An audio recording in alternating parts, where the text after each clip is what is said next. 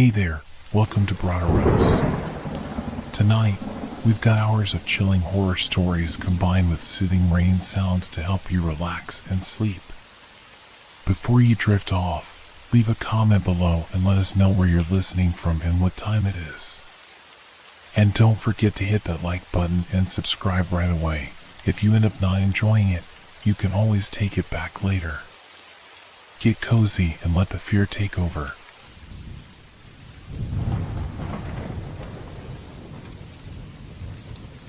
The Antique Clock Fair. What sound do 10,000 clocks make when they strike midnight all at once? I never should have wondered such a thing. Some questions are better left unasked. The Connecticut Antique Timepiece Exhibition was supposed to be the highlight of my year. As a modest collector with a growing reputation, being invited to display some of my rarer pieces alongside renowned collectors like Edwin Thornfield was an honor I couldn't refuse. The exhibition was housed in the sprawling Blackwater Estate, a colonial mansion with high ceilings and endless corridors that seemed designed specifically to enhance the ticking of clocks. When I arrived with my collection, 3 19th century carriage clocks and a pocket watch that once belonged to a railroad conductor, I noticed something peculiar. Every timepiece being installed was stopped. Hands frozen, pendulums still. Mr. Thornfield insists, explained Margaret, the curator, when I asked. Her voice was hushed, almost reverent. He believes the collective ticking would be maddening for visitors. Plus, there's something powerful about seeing time suspended like this. She smiled, but it didn't reach her eyes. Something in the way she glanced over her shoulder made my skin prickle.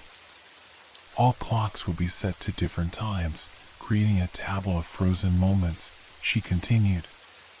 Quite artistic, don't you think? I nodded, though a sense of wrongness settled in my stomach as I handed over my timepieces. Stopping a clock always felt like a small death to me. The exhibition opened the next day with remarkable success. Hundreds of visitors wandered through the mansion's rooms, admiring the collection of grandfather clocks, cuckoos, astronomical clocks, and rare pocket watches displayed on velvet cushions. Every piece was indeed stopped, 1,200 timepieces frozen at different moments, creating a strange temporal collage. I overheard 2 visitors discussing the effect. It's like walking through a graveyard of time, said one. I feel like I'm being watched, replied the other. I understood both sentiments. Without their ticking, the clocks seemed more like eyes than instruments, observing, waiting. By late afternoon, I found myself avoiding certain rooms where the density of timepieces was highest. Something about the quality of silence there felt pressurized. When the exhibition closed for the day, Thornfield invited a select group of collectors to stay overnight in the mansion.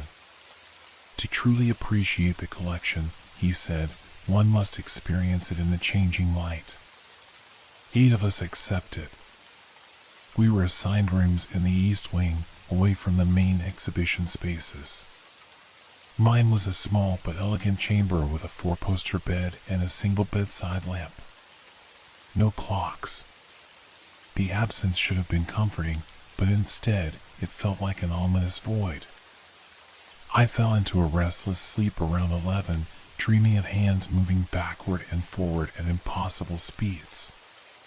The sound that woke me was so faint I initially thought it was part of my dream. A soft, rhythmic pulse. Tick, tick, tick. I opened my eyes to darkness, disoriented and sweating. The sound was real, a barely perceptible ticking coming from somewhere distant.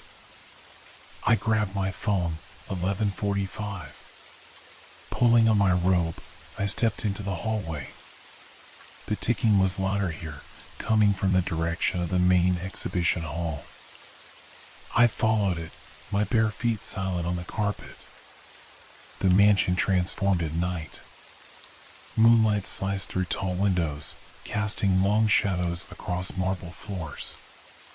The corridors seemed to stretch and contract as I walked, the familiar becoming suddenly alien.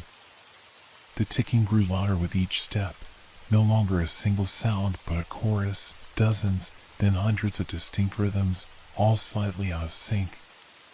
Someone's wound them all, I thought. Some practical joke. But as I approached the grand hall where the most valuable pieces were displayed, I knew this wasn't human mischief. The sound had a presence, an intentionality that raised the hairs on my arms. I pushed open the heavy oak door, and the sound became a physical force. Hundreds of clocks ticking in discordant harmony. Every single one was running. Grandfather clocks with pendulums swinging in perfect arcs. Carriage clocks with visible escapements dancing back and forth. Even the smallest pocket watches were ticking, their closed cases vibrating against their velvet cushions. But strangest of all, every one of them showed the exact same time. 11:53. My breath caught. This was impossible. These timepieces spanned for centuries of craftsmanship. Some ran fast, some slow. They couldn't synchronize like this naturally. As I stood frozen in the doorway, a voice spoke from behind me. Beautiful, isn't it? Thornfield stood there, his tall figure silhouetted against the moonlight. They do this every night. You knew? I managed to ask, my voice barely audible above the ticking. Of course. His smile was serene. Why do you think I had them all stopped? During the day, they need to rest. But at night, he gestured to the room, they have their own gathering. But how? Time isn't what we think it is, he interrupted. These instruments don't measure time, they negotiate with it. He stepped past me into the room, moving between the displays with the confidence of a conductor approaching his orchestra. Watch, he whispered. It's almost midnight. The ticking intensified. 11:58. 11:59. I wanted to run, but my feet wouldn't move. The air seemed to thicken, pressure building in my ears. My heart synchronized with the ticking, too fast, much too fast. Midnight struck. The sound was beyond description, not just bells and chimes, but a tearing of reality itself. Thousands of timepieces announcing the hour together, each in its own voice, delicate crystal bells, resonant gongs, mechanical birds, miniature trumpets, and sounds I couldn't identify that seemed to come from inside my own head. The floor vibrated. Glass display cases shuddered. The collective chiming built into something organic, almost sentient, a vast, mechanical beast awakening. And within the cacophony, I heard voices. Whispers at first, then clear conversations, overlapping from different eras. A child's laughter. A woman's scream. Snippets of languages I didn't recognize. The clocks weren't just marking time, they were channeling it, creating a vortex where past moments leaked into the present. Thornfield stood in the center, arms outstretched, face upturned in ecstasy. Do you hear them? He shouted over the noise. All the moments these clocks have witnessed. The air around the timepieces began to warp. Shapes formed, translucent at first, then gaining substance. Human figures from different periods, their features blurred but their clothing distinct, Victorian dresses, colonial waistcoats, modern suits, all moving among the displays. One approached me, a woman in early 20th century attire, her face a terrible blank space where features should be. She reached toward me with pale fingers. I broke from my paralysis and ran. Down corridors that seemed to stretch endlessly, past closed doors behind which I heard the other collectors screaming. The chiming followed me, growing louder rather than softer as I fled. The mansion had become a labyrinth, familiar routes leading to unknown spaces. Finally, I found a small service door that led outside. I burst into the cool night air, gasping, the sound still pulsing behind me. I ran across the grounds until I reached my car, fumbling with keys, looking back at the mansion's illuminated windows where shadows moved in impossible ways. As I drove away, my hand shaking on the wheel, the dashboard clock caught my eye. Midnight. Still midnight. No matter how far I drove, the minute never changed. It's been 3 days now. Every clock I encounter shows midnight.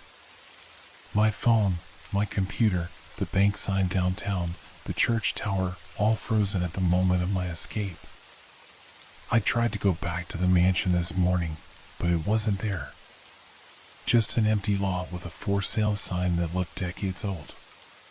The other collectors haven't been seen since that night. Thornfield's name yields no results in any search engine, as if he never existed. Only the ticking remains, always just at the edge of my hearing. Growing louder each night. Closer. And sometimes, when I close my eyes, I see that faceless woman reaching for me, her fingers almost brushing my sleeve. Behind her stand thousands more like her, waiting. I know now what the exhibition really was. Not a celebration of timekeeping, but a feeding ground. A place where time itself comes to consume those who dare to try capturing it. I'm writing this because I know what will happen tonight. My wristwatch, the only timepiece I own that still runs, has been moving backwards since dawn. It will reach midnight soon. And this time, I won't be able to run. What sound do 10,000 clocks make when they strike midnight all at once? It's the sound of time reclaiming its own.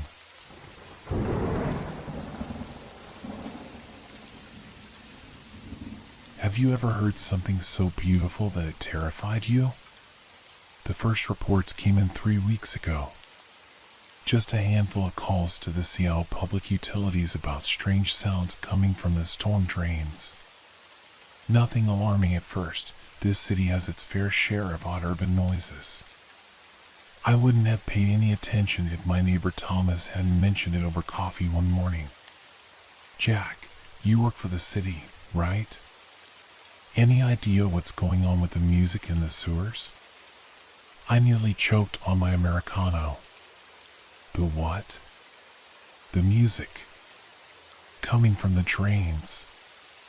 My bedroom window faces the street, and I swear I've been hearing music box melodies around 3 in the morning. For the past week. I nodded politely, assuming he was either hearing things or some local teens were playing pranks. Thomas was in his 60s, lived alone, and sometimes struck me as the anxious type. But then the calls to my department started increasing. As a maintenance supervisor for Seattle's underground infrastructure, strange reports eventually make their way to my desk.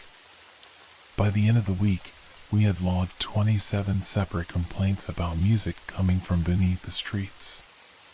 All describing the same thing, a cheerful, tinkling melody like an antique music box, always between 2 and 4 in the morning. The first time I heard it myself was on a rainy Tuesday night. I had stayed late at the office reviewing blueprints for an upcoming maintenance project. The rain had finally stopped when I stepped outside, leaving the streets glistening under the streetlights. The city was quiet, save for the occasional passing car and distant sirens. I was unlocking my truck when I heard it, faint but unmistakable. A delicate melody, playful and light, like a carnival tune. It was coming from the storm drain across the street. I froze, keys suspended midair. The tune was oddly familiar yet impossible to place. Something about it felt wrong. Despite its cheerful tone, it sent a chill crawling up my spine. The melody seemed to hang in the damp night air, echoing slightly in the empty street. I approached the drain cautiously, my footsteps splashing through puddles. The closer I got, the more distinct the music became. I knelt down, feeling foolish yet unable to resist. The metal grate was cold against my fingers as I leaned closer. The music stopped abruptly. I waited, holding my breath, water seeping through the knees of my work pants. Nothing. Just the distant hum of the city and water dripping somewhere below. I must have knelt there for 5 minutes before I convinced myself I'd imagined it. Back in my truck, I called my colleague Miguel, who worked the night shift. "Hey, Miguel. Has anyone reported anything unusual tonight?" "Like what?" His voice crackled through the speaker. "Like music. Coming from the sewers." There was a pause before he answered. "Yeah, actually. 3 calls from Capitol Hill area. Some lady was pretty freaked out. Said it sounded like a music box playing the same tune for hours." "What did you tell her?" "What could I tell her? Probably water pressure in the pipes creating some weird acoustics. Or kids messing around." I nodded, though he couldn't see me. "Yeah, probably." But as I drove home, the melody kept playing in my head, and something about it felt distinctly intentional. Like it was meant to be heard. To attract attention. 2 days later, a maintenance worker named Paul Decker went missing. His crew reported that he had mentioned hearing music during their inspection of a downtown drainage tunnel. He had separated from the group to investigate, turning down a narrow junction that wasn't on their assigned route. When he didn't return after 15 minutes, they went looking for him. They found his flashlight, still on, pointing toward a tunnel entrance that wasn't on any of our maps. The police conducted a search, but the tunnel system is vast and complex. They found nothing, no traces, no clues, no Paul. Just his flashlight, and according to his crew, the faint sound of a music box playing somewhere deep in the darkness. That night, I couldn't sleep. I kept thinking about Paul, about the music, about the unmapped tunnel. I've worked for the city for 12 years, and I know our infrastructure better than most. But even I have to admit there are parts of Seattle's underground that remain largely unexplored, remnants from the city's reconstruction after the Great Fire, forgotten passages that haven't been traversed in decades. As I lay awake, I heard it again, the same lilting melody drifting through my partially open window. I lived 6 blocks from where Paul had disappeared. The music seemed clearer now, as if it were getting closer. Or louder. I got out of bed and went to the window. The street below was deserted, illuminated by the pale orange glow of streetlights. The music was definitely coming from the storm drain directly across from my apartment building. Something deep inside me knew I should close the window, lock it, and call someone, anyone. But instead, I found myself pulling on jeans and a sweatshirt, grabbing my work boots and flashlight.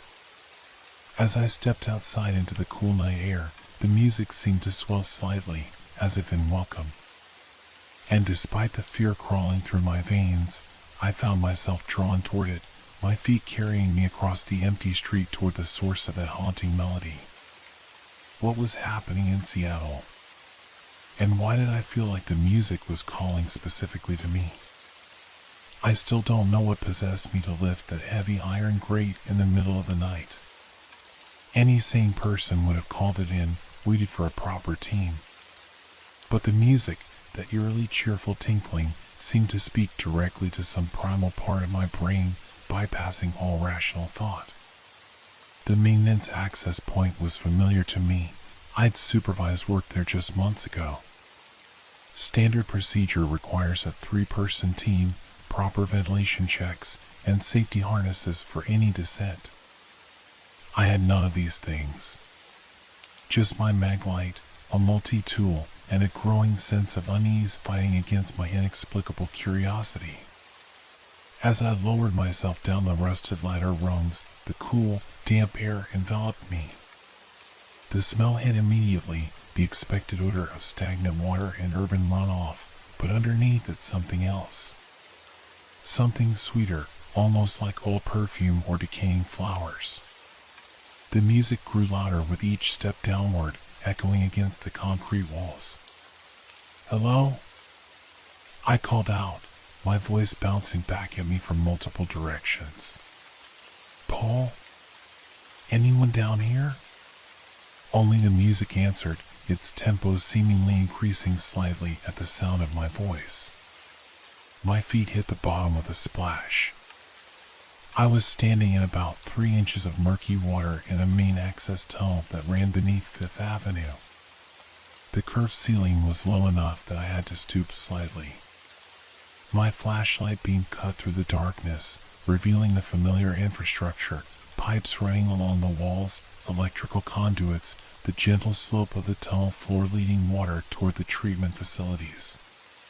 The music was coming from the West Junction, away from downtown. I checked my watch, 3:17 a.m. Nobody would even notice I was missing until my shift started at 9. "This is insane," I whispered to myself, but continued sloshing through the shallow water toward the sound. The main tunnel branched into 3 directions at the junction.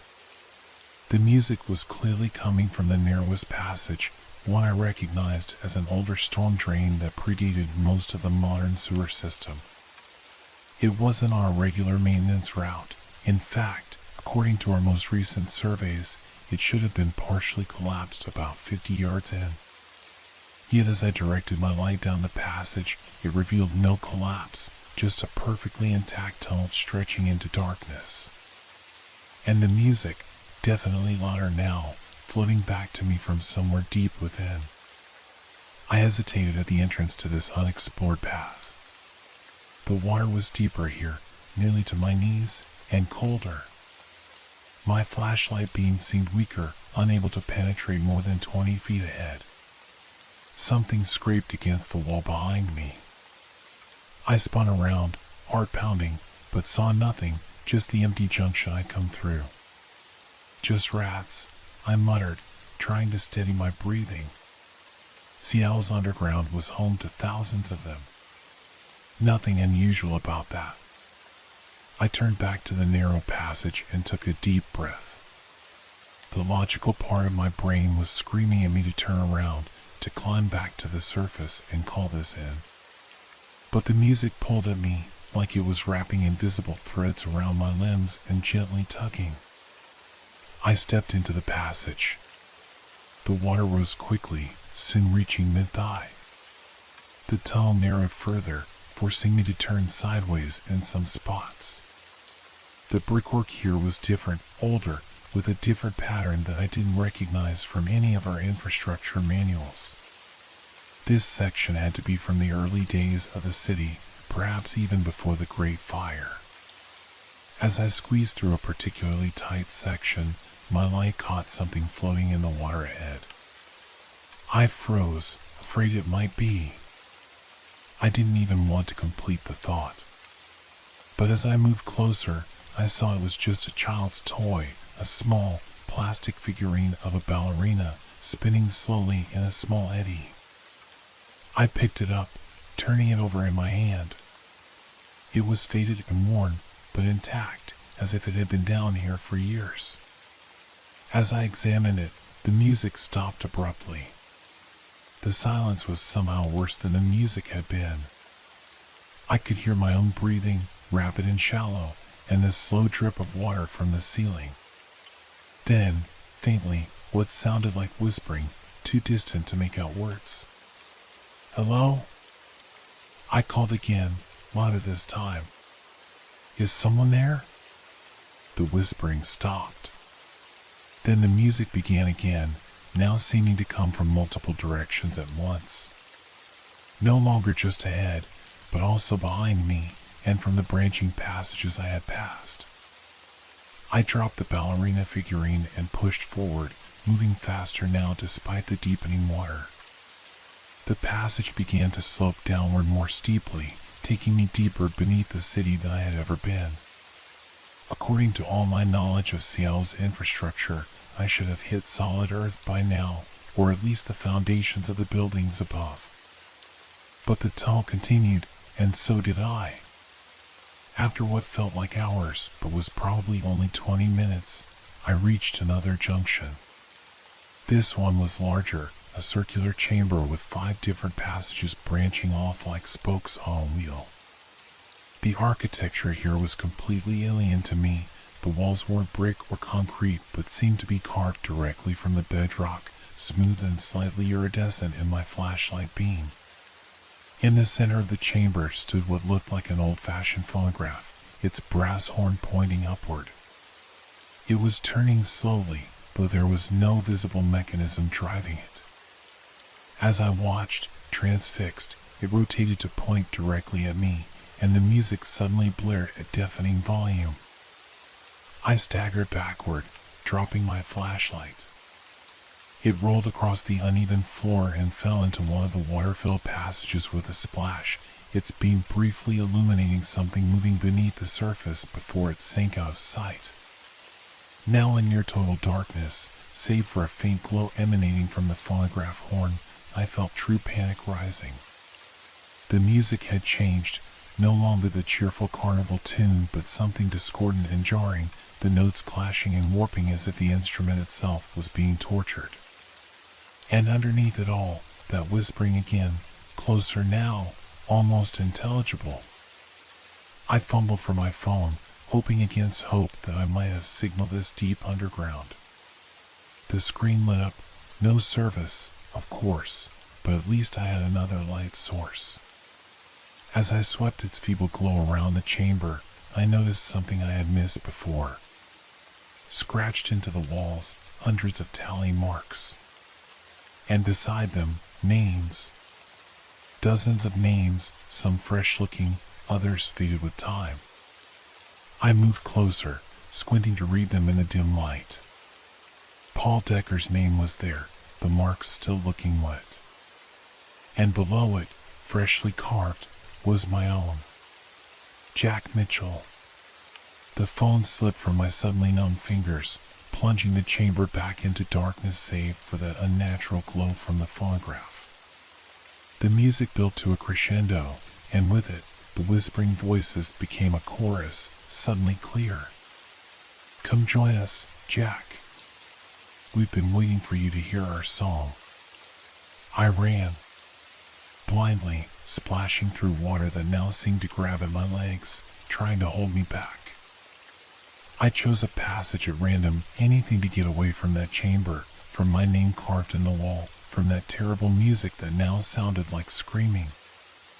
I don't know how long I ran, or how deep I went. All I know is that when I finally stopped, gasping for breath, I was hopelessly lost in the labyrinth beneath Seattle, with only the dying light of my phone to guide me. And somewhere behind me, growing closer, I could hear the music beginning again. My phone battery showed 12%. I had no idea how long I'd been down here, hours certainly, maybe approaching a full day. Time seemed distorted in this underground maze, with no sun or stars to mark its passage. The tunnels had changed again. Gone were the familiar utility passages of Seattle's infrastructure, replaced by corridors that seemed almost architectural. The ceilings arched overhead in graceful curves. The walls bore intricate patterns that my feeble phone light couldn't fully illuminate. The water had receded to just a thin sheen on the stone floor, reflecting my light in disorienting ripples. I had stopped running long ago, my initial panic giving way to a numb determination to find my way back. But each turn, each new passage, only seemed to take me deeper into this impossible labyrinth. My clothes were soaked and cold against my skin. Hunger gnawed at my stomach. Worst of all was the thirst, surrounded by water I dared not drink. The music continued to follow me, sometimes fading to near inaudibility, sometimes swelling suddenly as if the source was just around the corner. It had changed again, now playing a melody that seemed almost familiar, like a childhood song half remembered. It made me think of my mother, of summer evenings on our porch, of simpler times. This new emotional resonance was somehow more terrifying than the discordant sounds from before. "It's trying to lure me," I whispered to myself, my voice hoarse. "Don't listen to it." But how do you stop yourself from hearing? I paused at yet another junction, this one featuring 7 identical archways arranged in a perfect semicircle. The floor here was dry and covered in a fine powder that might have been sand or perhaps pulverized bone. My phone light revealed intricate symbols carved above each archway, not letters from any alphabet I recognized, but somehow suggesting meanings nonetheless. As I stood contemplating which way to go, my phone chimed its final battery warning. Moments later, the screen went black. Darkness. Complete and absolute. I closed my eyes, then opened them again. No difference.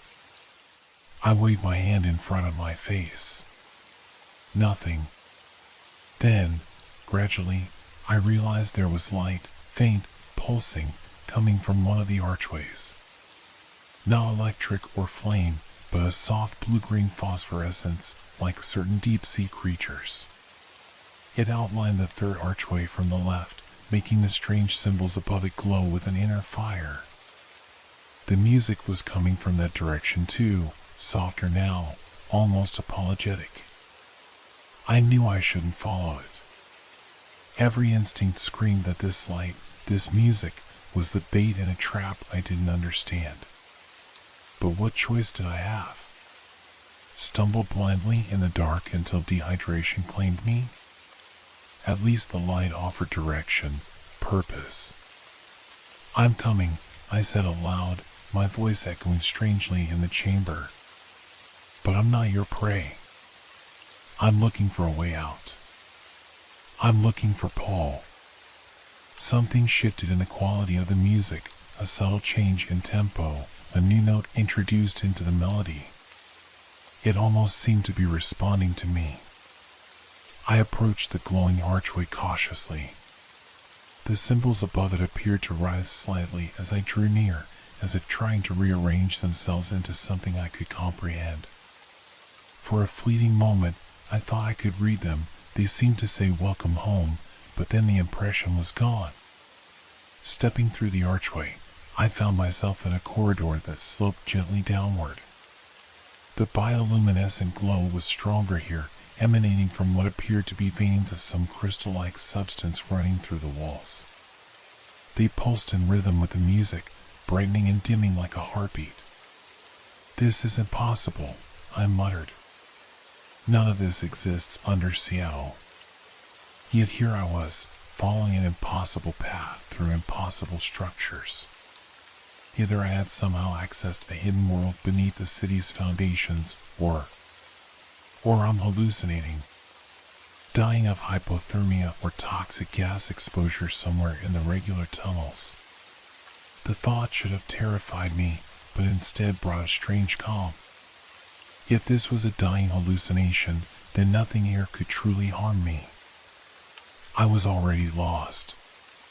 The glowing corridor opened into a vast chamber that took my breath away. The ceiling soared at least 50 feet overhead, supported by columns that resembled no architectural style I'd ever seen. They twisted like giant corkscrews, pulsing with that same bioluminescent light. The floor was a mosaic of what looked like mother-of-pearl and black stone, forming patterns that seemed to shift when viewed from different angles. And in the center of it all stood a figure. At first, I thought it was human, approximately the right size and shape. But as I drew closer, I realized how wrong I was. What I had taken for clothing was actually a shifting, flowing substance halfway between liquid and gas, constantly reforming around a cord that glinted metallically in the pulsing light. Where a head should have been was a smooth, featureless oval that nonetheless gave the impression of watching me intently. Most disturbing of all, protruding from its back were several mechanical appendages, one of which held what appeared to be an antique music box, the source of the melody that had haunted me through the tunnels. I stopped about 20 feet away, unable to move closer, unable to retreat. The music stopped abruptly. The silence felt physical, pressing against my eardrums. Then it spoke, not with sound, but directly into my mind. You hear our music. Few do anymore. This pleases us. The voice was neither male nor female, neither young nor old. It simply was as fundamental as gravity or time. What are you? My own voice sounded pathetically small in the vast chamber. We are the forgotten. We have been beneath your cities since before they were cities.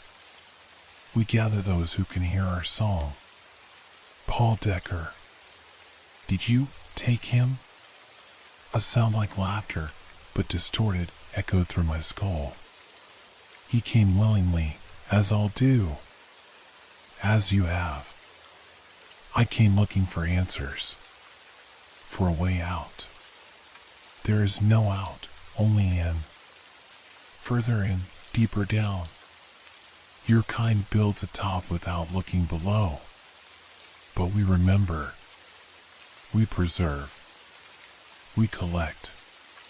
As it spoke, I noticed movement around the edges of the chamber.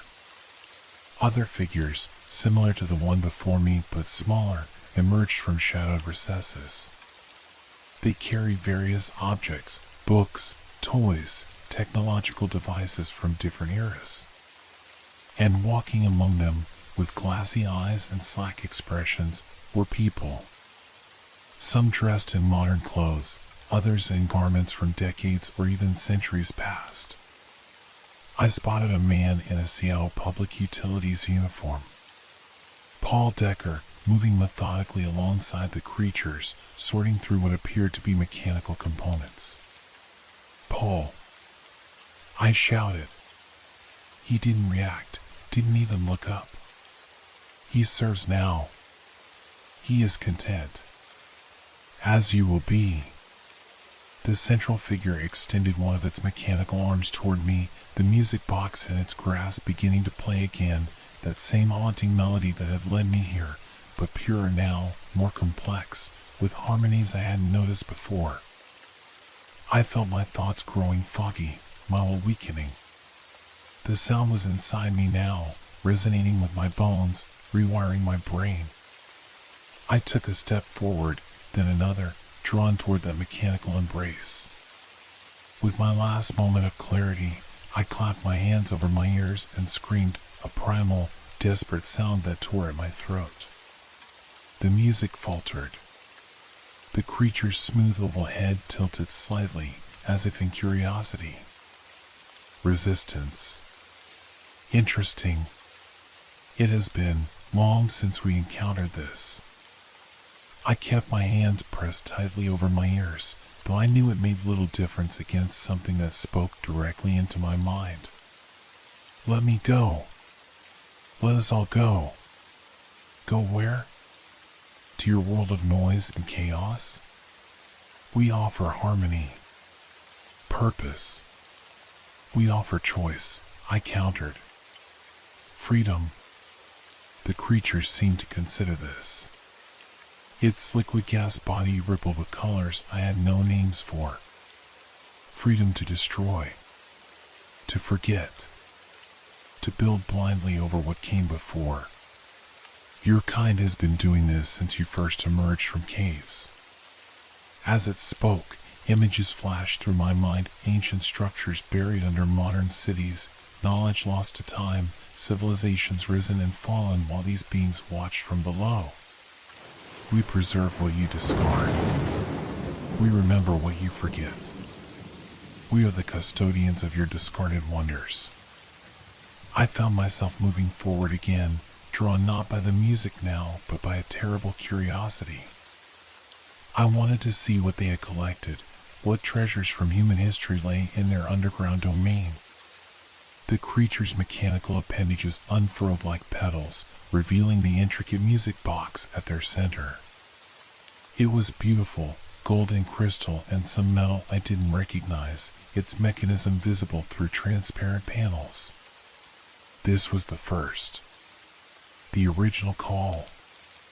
Made by one of your kind who glimpsed our true nature. It draws those who can hear beneath the surface noise of your world. My hand reached out, almost of its own accord, fingers stretching toward the gleaming object. Something wet splashed onto my wrist, a tear. I was crying without realizing it, some part of me mourning what I was about to lose. That small human moment, that tear, broke through the creature's influence like a stone through ice. I snatched my hand back and turned to run. Immediately, the music transformed from enticing melody to discordant shriek. The bioluminescent light flared painfully bright. Behind me, I heard movements, rapid, no longer fluid but jagged and threatening. You cannot leave. None leave. I ran anyway, choosing a different archway than the one I entered through, plunging into darkness with the creature's mental voice howling after me. Blind panic propelled me through lightless tunnels. Without my flashlight or phone, I navigated by touch, one hand trailing along the damp wall, the other stretched out before me. I stumbled often, crashing to my knees on the unforgiving stone, but terror drove me back to my feet each time. Behind me, the music had transformed completely. No longer seductive or enchanting, it now sounded like industrial machinery failing catastrophically, grinding metal, hissing steam, discordant tones that made my teeth vibrate and my head throb. Interwoven with these mechanical sounds were what seemed like voices, calling out in languages I didn't understand but somehow recognized as pleas, warnings, screams. Return. Return. Return.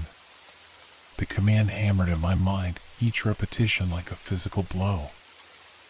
I felt blood trickling from my nose, tasted copper on my lips. Leave me alone. I shouted into the darkness, my voice breaking. I don't belong here. All who here belong. You heard. You came. I came to find Paul. To help him. He needs no help. He is complete now. Part of the collection. As you will be. I kept moving, though my legs burned and my lungs heaved. The pursuing creatures, the Forgotten, as they called themselves, didn't seem to make any physical sound as they moved. No footsteps, no breathing. Only that terrible music and their voice in my mind betrayed their presence. I had no way to gauge how close they were, whether they were gaining on me. The tunnel began to change again. The smooth, almost polished stone gave way to rougher surfaces. My outstretched hand encountered something that crumbled at my touch, old brick. I was back in the man-made sections of the underground. Hope flared briefly. If I was in the human-built tunnels again, perhaps I was nearing an exit. I increased my pace, ignoring the protests of my exhausted body. A faint light appeared ahead, not the bioluminescent glow of the creature's domain, but the yellowish gleam of electric lighting. A maintenance bulb? Emergency lighting along an escape route? I didn't care what it was, only that it wasn't darkness. As I staggered toward it, the mental voice of the Forgotten rose to a screech. Stop. The light is not for you. Not yet. I ignored them, pushing forward with renewed determination. The light grew stronger, revealing that I was indeed in a brick-lined utility tunnel, old, but definitely human construction.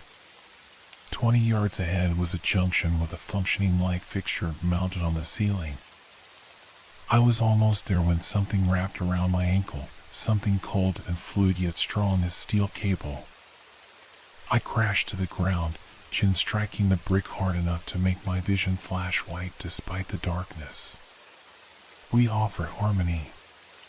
We offered purpose. Now you will serve differently.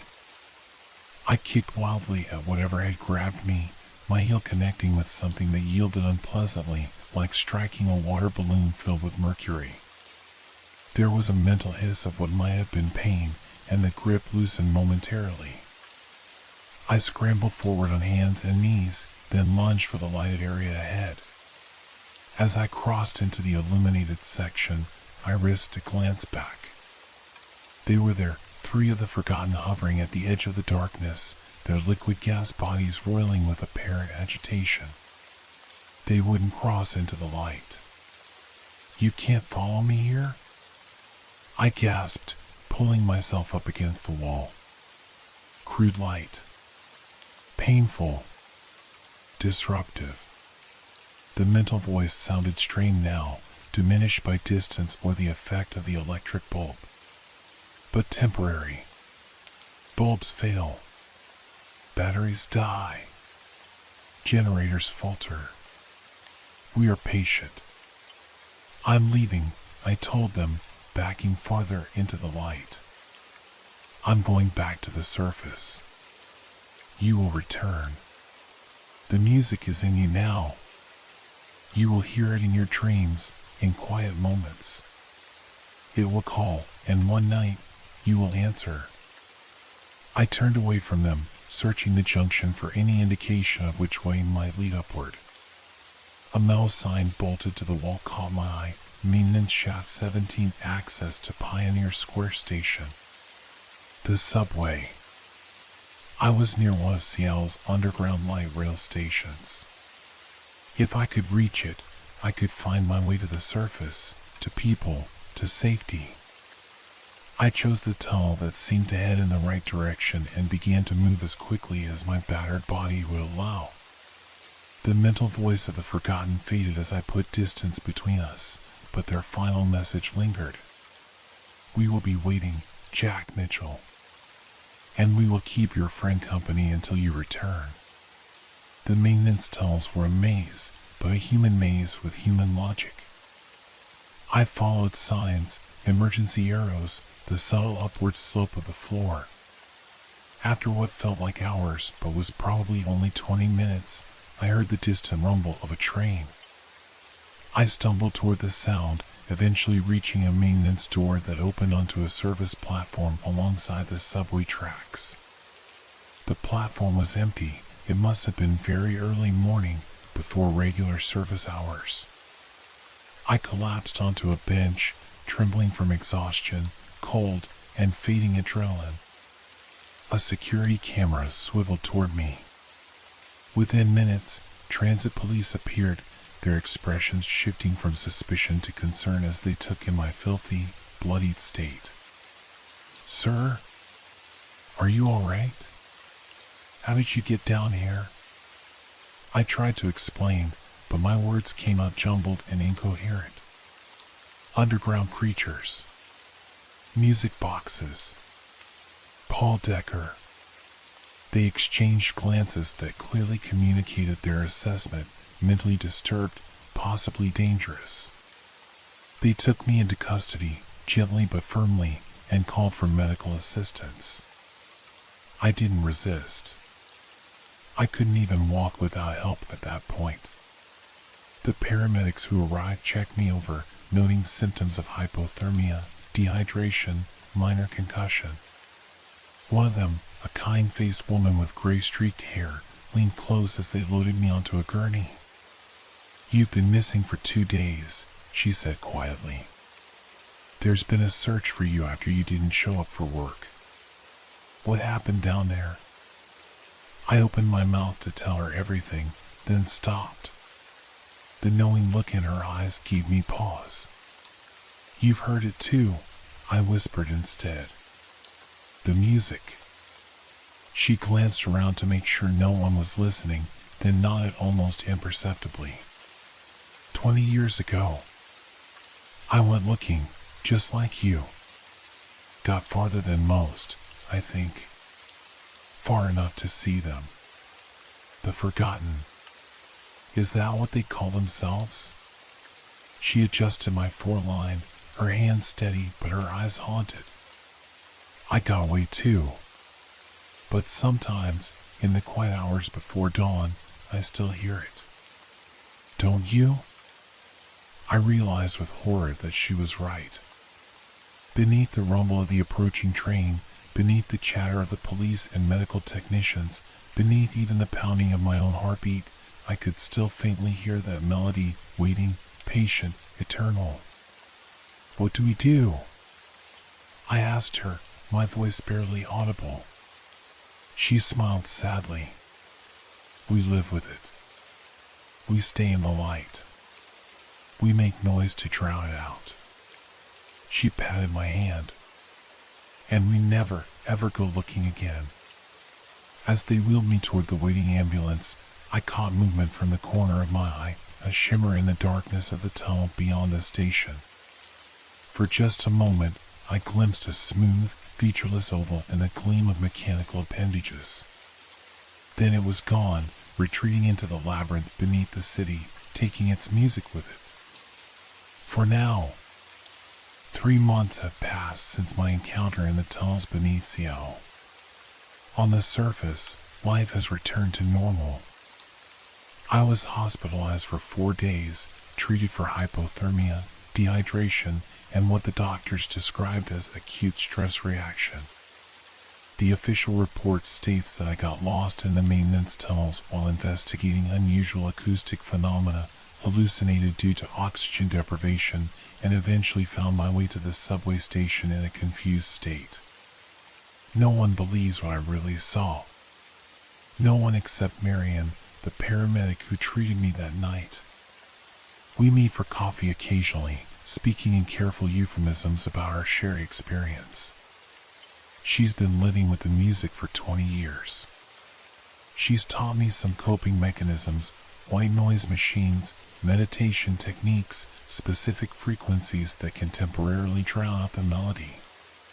But nothing silences it completely. It's always there now, a ghostly tune hovering just at the edge of perception. Most days I can ignore it, push it to the background like the hum of traffic or the buzz of fluorescent lights. But some nights, when the city grows quiet and I'm alone with my thoughts, it swells like a tide, clear and insistent. Come back. We're waiting. We have so much to show you. Paul Decker is still missing. The official search was called off after 2 weeks. His family put up posters around the city, offered a reward, appeared on local news pleading for information. I couldn't bear to meet with them, couldn't look into their hopeful eyes knowing what I know. I requested a transfer at work, no more underground assignments. My supervisor was understanding, assuming I developed claustrophobia after my ordeal. I now supervise street-level maintenance, working strictly during daylight hours. I keep my apartment brightly lit at all times and sleep with the television on. Light and noise, my shields against the call from below. But they're wearing thin. Last week, I found myself standing over a storm drain, staring down into the darkness below, the music suddenly crystal clear. I don't remember walking there or how long I stood frozen in place. A concerned passerby shook me out of my trance, asking if I was okay. I mumbled something about dropping my keys and hurried away, heart pounding. It was the 3rd such incident this month. I've started researching the history of Seattle's underground, looking for any mention of strange music, unexplained disappearances, accounts similar to my own. The archives are surprisingly rich with such stories, dating back to the city's founding, continuing through the reconstruction after the Great Fire, persisting into the modern era. In 1899, a surveyor named William Endicott wrote in his journal about curious melodies emanating from fissures in the earth near what is now Pioneer Square. He described being drawn toward the source with an unnatural compulsion before his assistant physically restrained him. 3 nights later, Endicott vanished from his hotel room. His journal was found open to a page containing a series of strange symbols, identical to those I saw carved above the archways in the Forgotten's domain. In 1937, 4 sewer workers disappeared during routine maintenance. The sole survivor claimed his colleagues had followed music like a carnival calliope down an unmapped tunnel.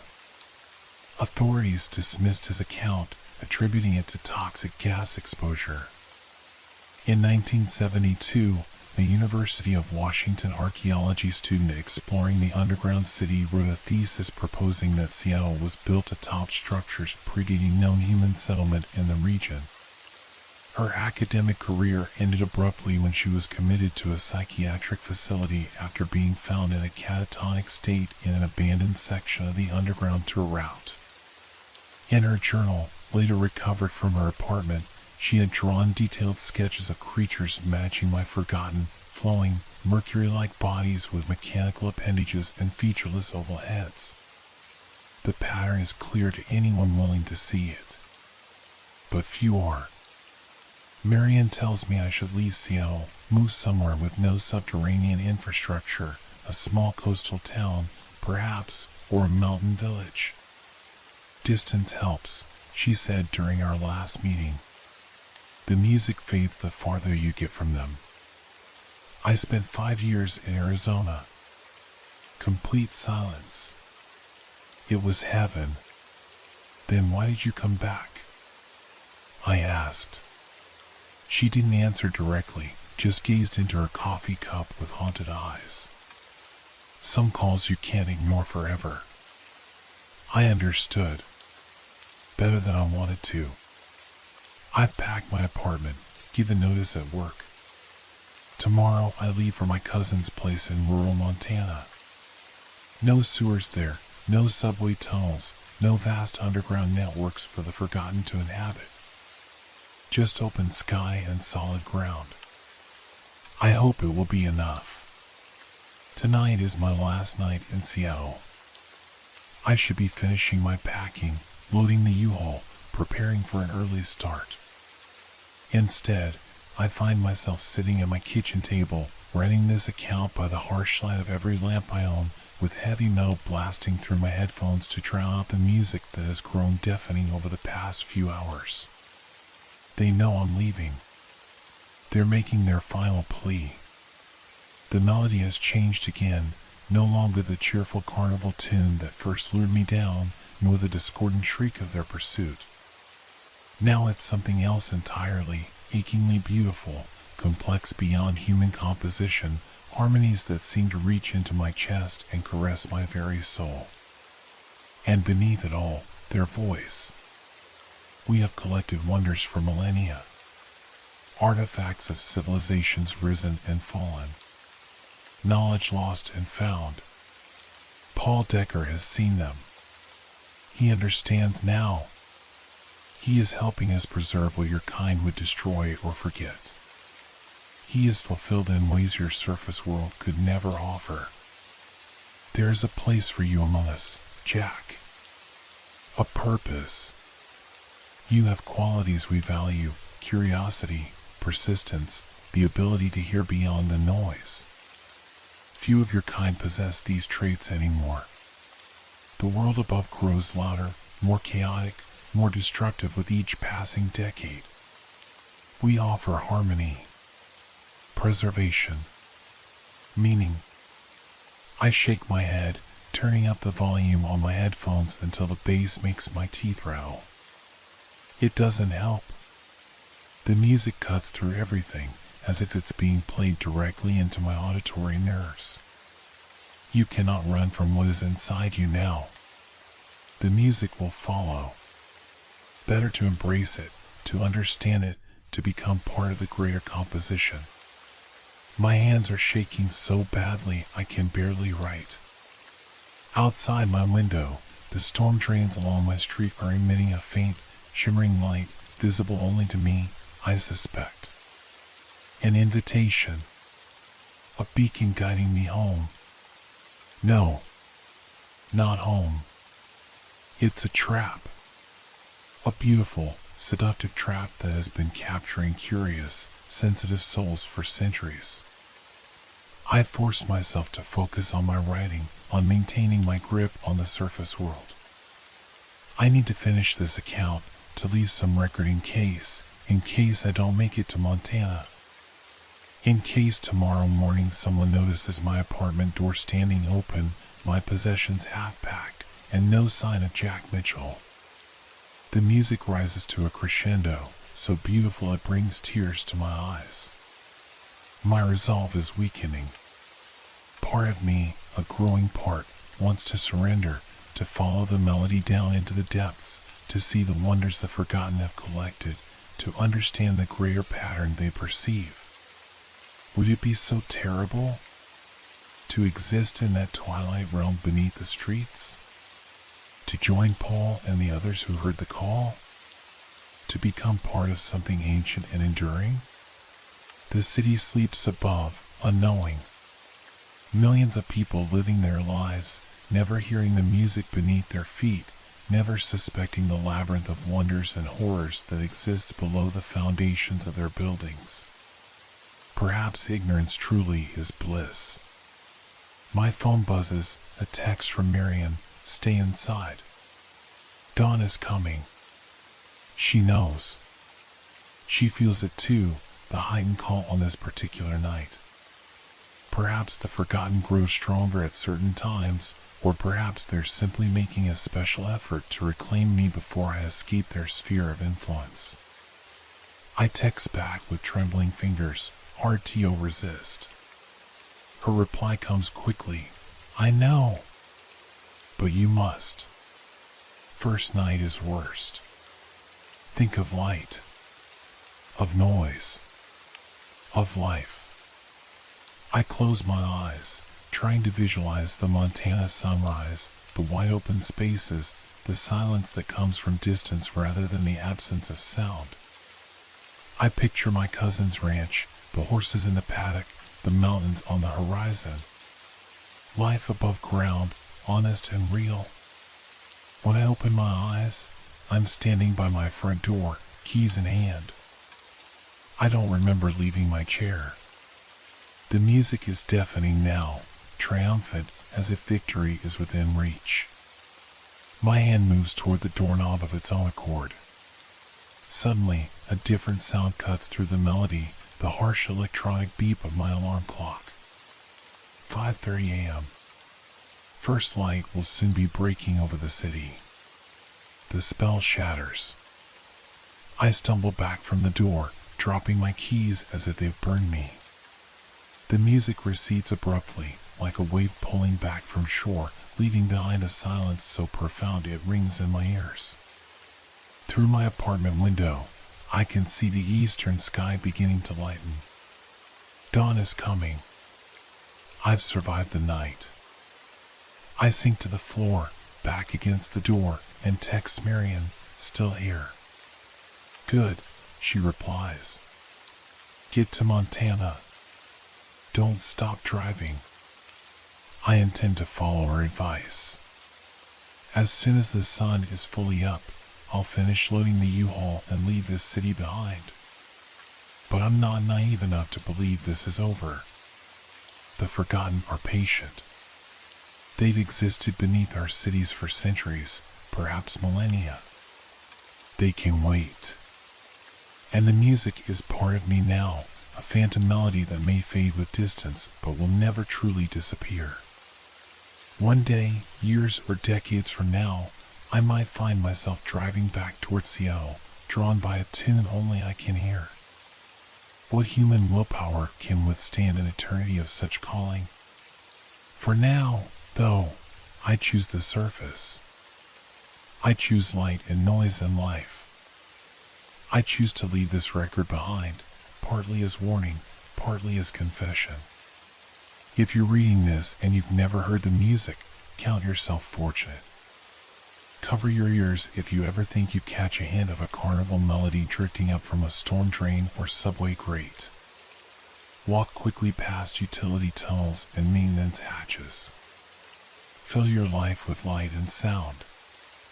And if you're reading this because you have heard it, if you're searching for answers about the strange music from the sewers, know that you're not alone, but you're in grave danger. The fact that you can hear it at all means you're already marked. Run. As far and as fast as you can. Find open skies and solid ground. And hope the music doesn't follow. Because beneath Seattle, beneath all our cities, perhaps the forgotten are playing their melodies, collecting their treasures, and waiting patiently for those rare souls who can hear their call. They're waiting for us to come home. Jack Mitchell, March 10th, 2025.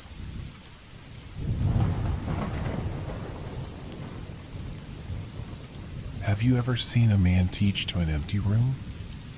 This question circulated through Westlake University's campus like an autumn breeze, persisting yet easy to dismiss. I'd heard it during my first week as a transfer student, but paid it little attention. College campuses breed urban legends as readily as they do sleep-deprived students. My name is Michael Reeves, a 22-year-old pursuing a doctorate in theoretical physics. The move to Westlake represented both an academic opportunity and an escape from a failed relationship, from mounting student debt at my previous institution, from the nagging sense that I was somehow falling behind in life. The West Campus housed the mathematics and physics departments in 3 aging brick buildings that formed a quiet courtyard. The oldest, Hawthorne Hall, dated back to the 1920s, all creaking wooden floors and narrow windows that seemed to observe rather than illuminate. Most graduate students avoided the place after hours, preferring the modern amenities of the campus library. But I found solace in Hawthorne's emptiness. After 10 at night, I could claim entire classrooms as my private study space. The silence wrapped around me like a protective shell, allowing my thoughts to wander through quantum equations undisturbed. Until the night I heard the chalk. I had been working for nearly 3 hours in room 204, reviewing tensor calculations for my dissertation. The sound was so faint at first that I thought I'd imagined it, a soft, rhythmic scratching from somewhere below. Scritch, scritch, scritch. Pause. Scritch, scritch. The sound of someone writing on a chalkboard. I glanced at my watch, 11:42. The building should have been empty except for maintenance staff, and they certainly weren't conducting physics lectures at this hour. Hello? I called out, immediately feeling foolish. My voice echoed down the empty corridor outside. The scratching stopped. I returned to my equations, attributing the sound to the building settling or perhaps a radiator pipe. Old buildings make old building noises, nothing supernatural about that. But then it started again, more distinct this time.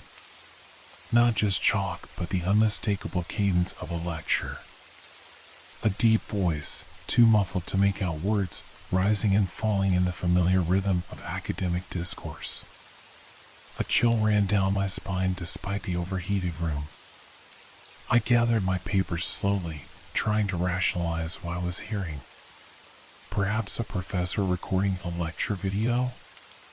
But at nearly midnight? The corridor was dimly lit, emergency lights casting elongated shadows against the walls. I followed the sound down the central staircase to the first floor, each step causing the old wood to announce my approach with a betraying creak. Room 101 stood at the end of the hall, an old lecture theater rarely used since the department relocated most classes to the newer buildings. A sliver of yellow light outlined the door. I approached cautiously, the voice growing clearer. It was a man, speaking with the measured confidence of a veteran educator.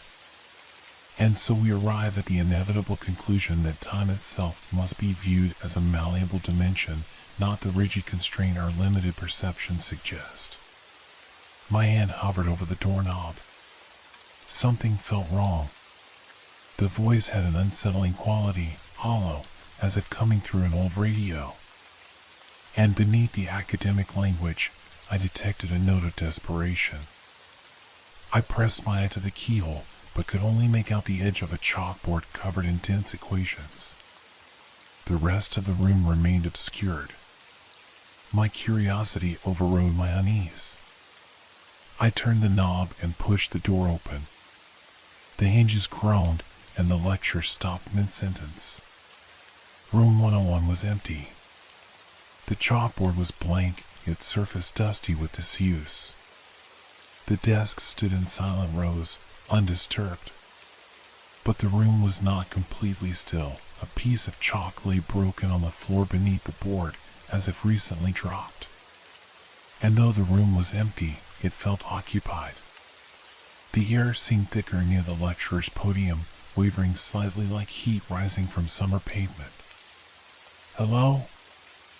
I called again, my voice sounding smaller than intended. "Is someone here?" The lights flickered once, twice, and then stabilized. The temperature dropped noticeably, my breath suddenly visible in a room that had been comfortably warm moments before. On the chalkboard, a single equation began to appear, letter by letter, symbol by symbol, as if an invisible hand were writing it.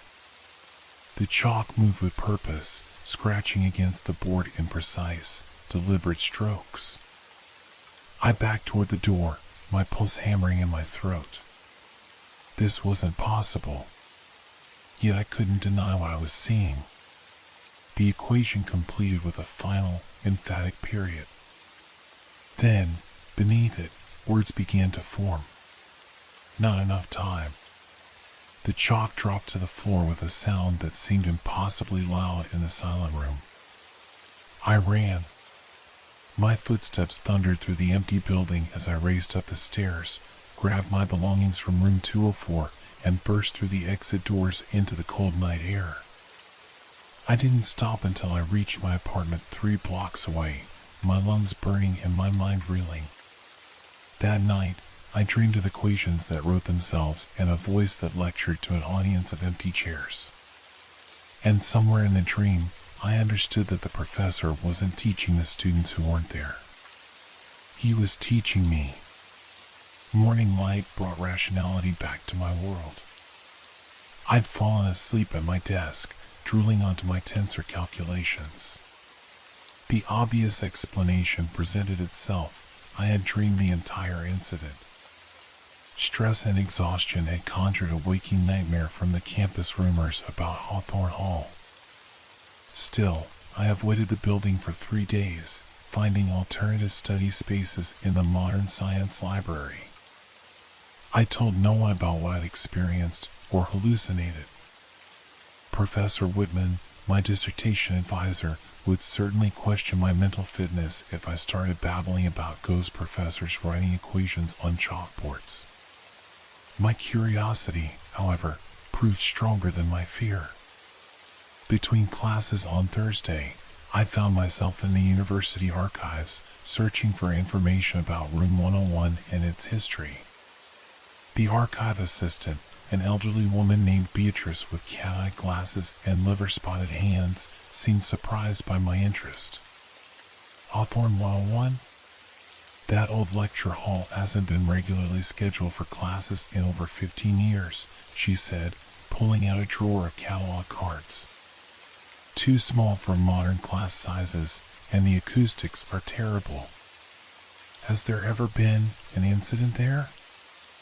I asked, trying to sound casual. A professor who perhaps died suddenly, or something unusual? Beatrice's hands paused in their rifling. She peered at me over her glasses. "You've heard the stories then," she said quietly. "About Professor Wainwright." The name sent an inexplicable chill through me. I've heard rumors about a professor who teaches at night, but no specific names. Beatrice sighed and closed the drawer. "Wait here." She disappeared into the archive stacks and returned with a bound volume of faculty photographs. Theoretical Physics Department, 1950 through 1980. She flipped through yellow pages until stopping at a photograph from 1978. There. Thomas Wainwright, department chair. The photograph showed a severe-looking man in his 60s with a high forehead, intense eyes, and a neatly trimmed beard.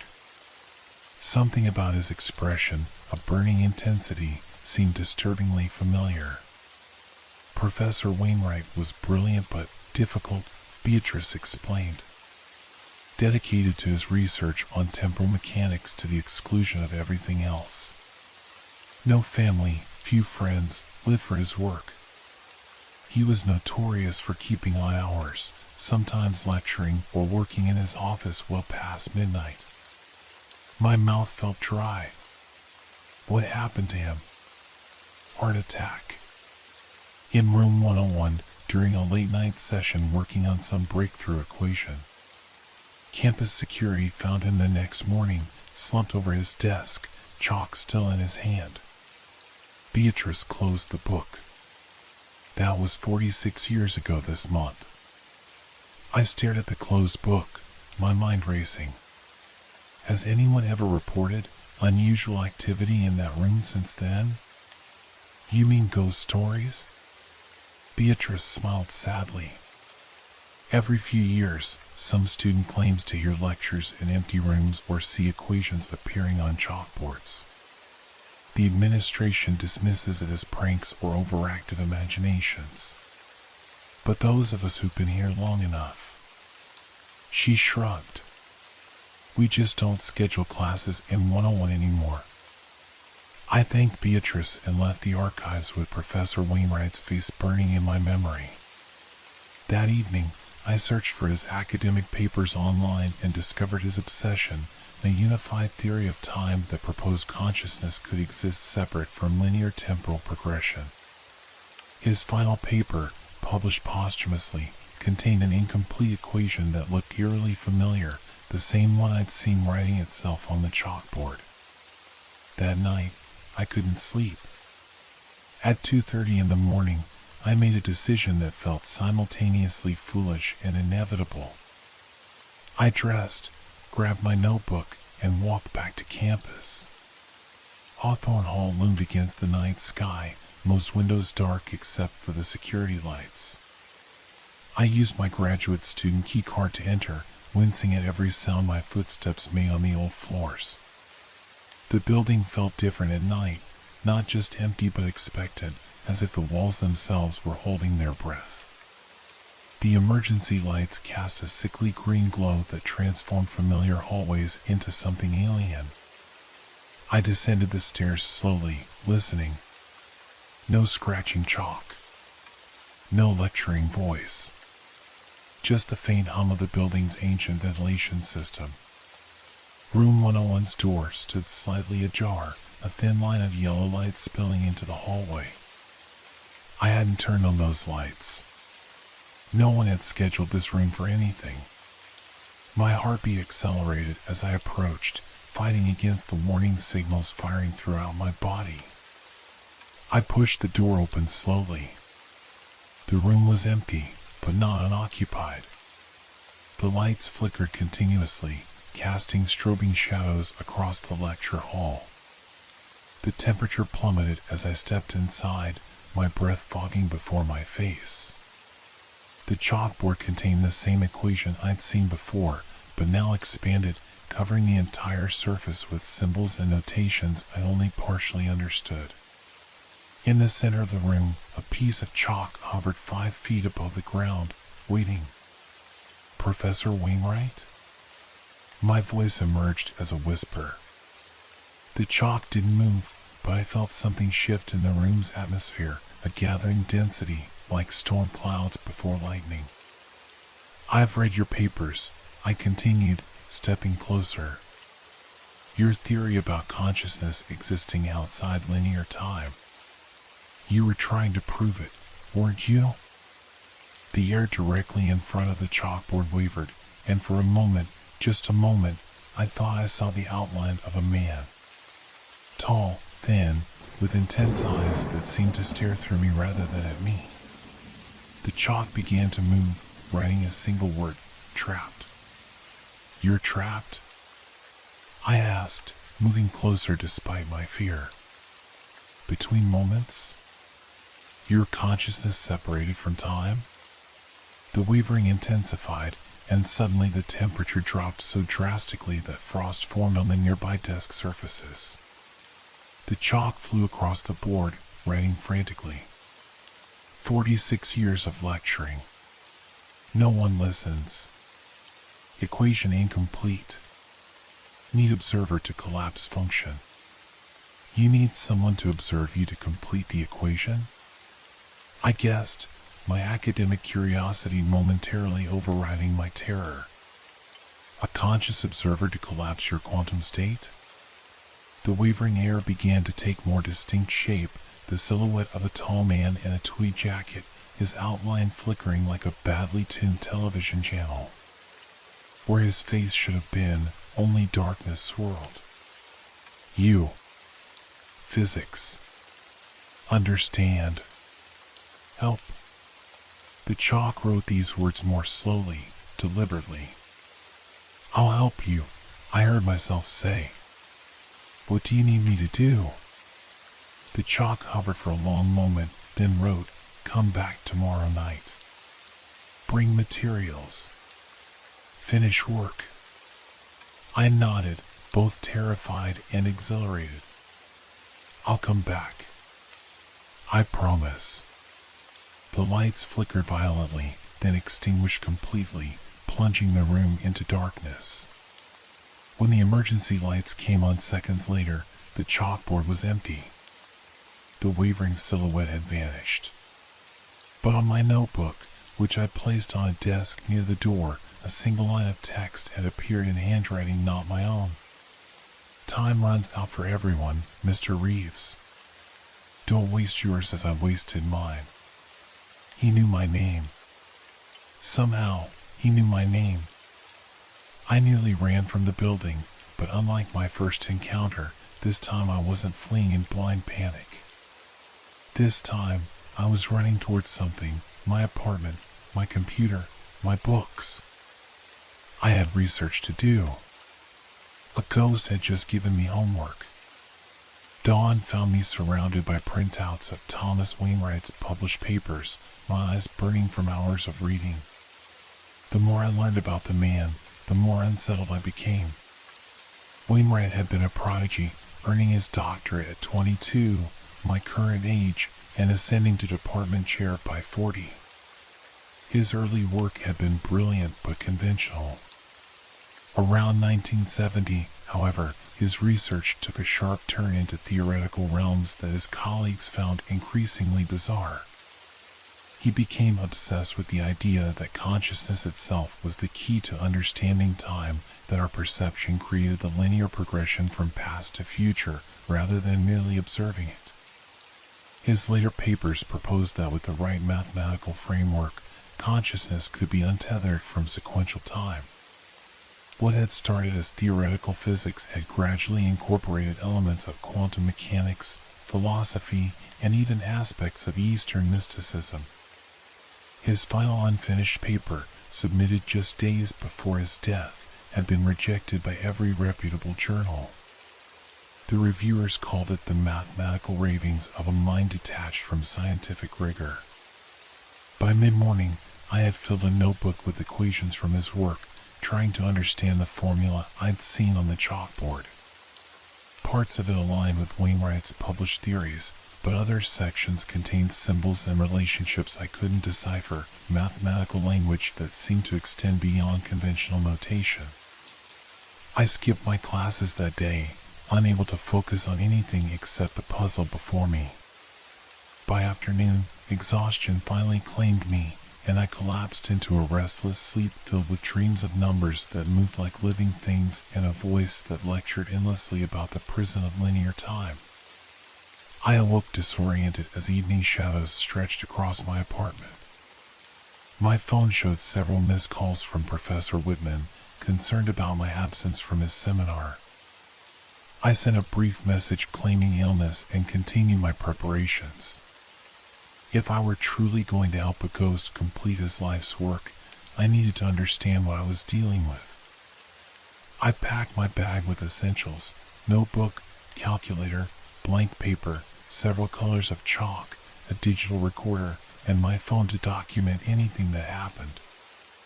As an afterthought, I added a small container of salt.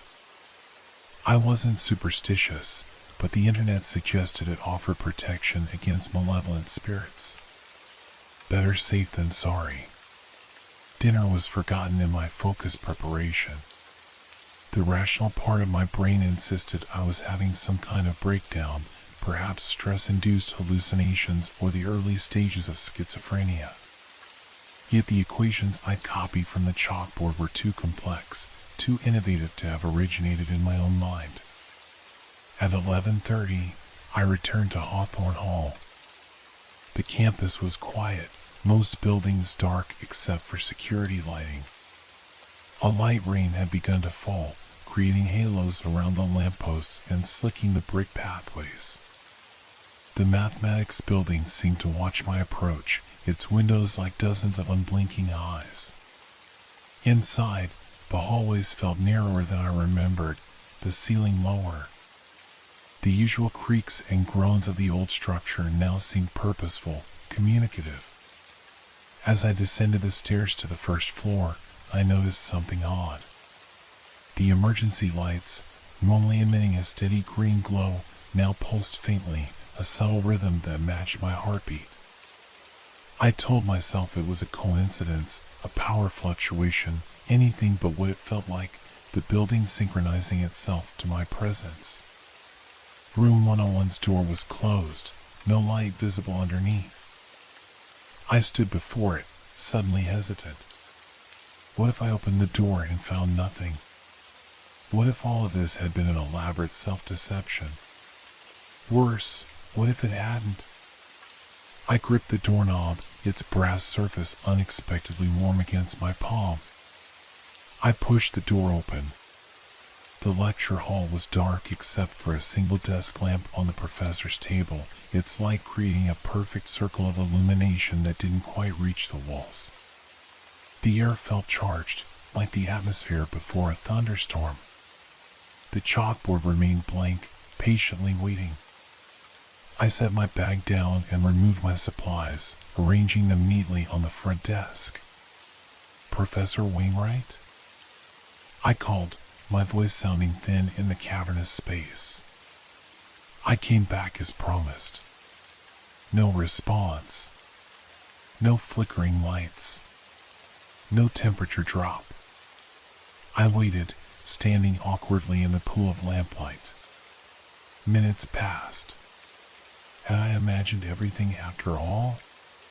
Just as I was considering leaving, the lamp began to flicker, not randomly but in a distinct pattern. Long, short, long. Pause. Short, short, long. Morse code. I am here. The temperature plummeted so quickly that I gasped, my breath clouding before me. Frost patterns formed on the desk surface, delicate crystalline structures that grew outward like living things. The chalkboard, still empty a moment before, suddenly contained the equation I'd seen the previous night, but now expanded further, covering the entire surface with a mathematical framework that made my head hurt to look at directly. "I've been studying your work," I said, opening my notebook to show my calculations. "I've been trying to understand the equation, but parts of it use notation I'm not familiar with." A piece of chalk rose from the desk and hovered before the board. Then, in a handwriting different from the equation, more human, less precise, it wrote, "My life's work. Temporal disentanglement. Consciousness freed from linear progression." "You were trying to separate consciousness from time?" I asked, stepping closer. "Is that what happened to you?" "Experiment successful. Also failure. Consciousness persists. Body does not. Trapped." I stared at the words, a chill running through me that had nothing to do with the room's temperature. You performed the experiment on yourself. No choice. No assistance. No believers. Department threatened funding removal. Had to prove theory. And you died. But your consciousness remained untethered from linear time. Not dead. Not alive. Existing in quantum superposition. Collapsed only when observed. 46 years of solitude. The implications were staggering. If Wainwright was telling the truth, he had achieved what philosophers and scientists had theorized for centuries, a form of immortality, consciousness without physical form. But at what cost? How can I help you? I asked, feeling overwhelmed by the responsibility. I'm just a graduate student. The chalk hovered for a long moment, then wrote, finish equation. Set parameters for reintegration. Return me the time stream. You want to die? Properly? Want peace? 46 years of lecturing to empty rooms. Trapped in eternal present. No forward. No back. Only now. Always now. I felt a profound sadness wash over me. To exist forever in a single location, unable to move forward in time or space, continuously conscious but unable to truly interact with the world, it would be held disguised as immortality. Show me what to do, I said, picking up a piece of chalk. The air in front of the chalkboard wavered more intensively than before, and suddenly I could see him, not clearly, but distinct enough to make out features. Thomas Wainwright stood before me, his form translucent and flickering like an old film projection. His eyes burned with an intensity that bordered on madness, his tall frame bent slightly as if carrying an invisible weight.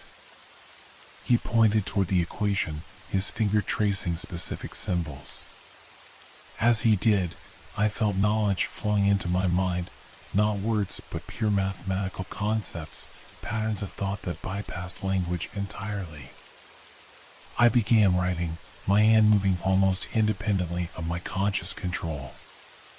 New symbols appeared under my chalk, extending Wainwright's work in directions I intellectually understood yet couldn't have conceived on my own. Time lost meaning as we worked. It could have been minutes or hours. My hand cramped from writing, my mind ached from processing concepts that stretched beyond conventional physics. The chalkboard filled, erased itself, filled again. Gradually, I became aware of changes in the room. The temperature, which had been freezing, began to fluctuate wildly, plummeting, then rising to uncomfortable heat, then dropping again. The single lamp flickered erratically, sometimes blazing bright enough to make me shield my eyes, sometimes dimming to near darkness. Most disturbing, the walls themselves seemed to pulse, expanding and contracting like the chamber was breathing. I told myself it was a visual illusion caused by the fluctuating light, but deep down, I knew better. We were affecting the fabric of reality itself. Wainwright's form grew more substantial as we progressed, his ghostly outline gaining definition and color. His voice, previously inaudible, now reached me as a whisper, almost there. The final parameter. The collapse function. I wrote the last series of equations, my chalk scratching frantically across the board. Something was building in the room, an energy, a pressure, like air before a lightning strike. Papers fluttered on the desk without any breeze. The lamp's bulb hummed at an increasing pitch. One final variable, Wainwright said, his voice stronger now. The observer coordinates. I paused, chalk hovering over the board. What coordinates? The location of the conscious observer who will collapse the superposition. Your coordinates, Mr. Reeves. A cold dread washed over me. My coordinates? You mean, My position in space-time? Precisely. Wainwright smiled, and for the first time, I noticed something predatory in his expression. Your consciousness will serve as the anchor point for the reintegration. What happens to me if I provide those coordinates? I asked, taking a step back. Wainwright's form flickered violently, his face momentarily revealing a terrible desperation. A simple exchange of positions. You observe, I reintegrate. Conservation of energy. The implications hit me like a physical blow. You want to take my place. My physical form. You're trying to possess me. Not possession. Replacement. His voice hardened. A fair trade. You free me. I give you what I have, existence beyond time. Immortality of consciousness. The chalk in my hand suddenly felt heavy, dangerous. I set it down carefully. That wasn't part of our agreement. There is no other way. Wainwright roared, his form expanding to fill the front of the room, darkness swirling where his face should be. 46 years. Do you understand? 46 years of consciousness without sensation, of existence without progression. The lights exploded, plunging the room into darkness except for the now glowing equation on the chalkboard, the symbols emitting an unnatural blue-white light. The temperature dropped so drastically that my skin burned with cold. I stumbled backward, grabbing my bag. Wainwright's form stretched toward me, no longer human-shaped but a writhing mass of darkness with two burning points of light where eyes should be. You promised to help, he hissed, his voice coming from everywhere at once. You cannot leave now. I won't allow it. The door behind me slammed shut. I heard the lock click. I was trapped in room 101 with something that had once been Professor Thomas Wainwright and had no intention of letting me leave. I did promise to help you, I said, fighting to keep my voice steady, but not to sacrifice myself. Wainwright's form twisted unnaturally, stretching and contracting like smoke caught in competing drafts. The temperature continued to drop, frost now coating every surface in the room. When he spoke again, his voice had changed, layers of sound overlapping, as if multiple versions of himself were speaking simultaneously. You think I began with this intention? The darkness that had been Wainwright pulsed with each syllable. I saw a colleague, an assistant. But 46 years changes perspective. 46 years of watching students waste the precious gift of linear existence. He surged forward, his form elongating like a striking snake. I scrambled back, colliding with a desk. You squander your time on trivial pursuits, on ephemeral relationships, on sleep. Do you know what I would give for 1 hour of sleep? 1 moment of unconsciousness? The glowing equation on the chalkboard began to shift, symbols rearranging themselves into new patterns. The air grew so cold that breathing felt like inhaling glass shards. The equation is incomplete without observer coordinates, Wainwright continued, his voice dropping to a dangerous purr. But perhaps they can be extracted. A tendril of darkness shot toward me. I dove aside, rolling behind a row of desks. My hand found the container of salt in my bag. Without thinking, I flung a handful toward the approaching darkness. Wainwright's form recoiled with a sound like sizzling oil. Where the salt had passed through his vaporous body, tiny flashes of blue light sparked and died. Superstitious nonsense, he spat, though he kept his distance. Salt cannot harm a quantum state. Seems to disagree with you, though, I said, clutching the salt container like a weapon. My mind raced, searching for options. I needed to understand what I was dealing with. If Wainwright existed as a quantum superposition collapsed only by observation, what happens when no one observes you? I asked, an idea forming. When you're completely alone in this room? The darkness hesitated.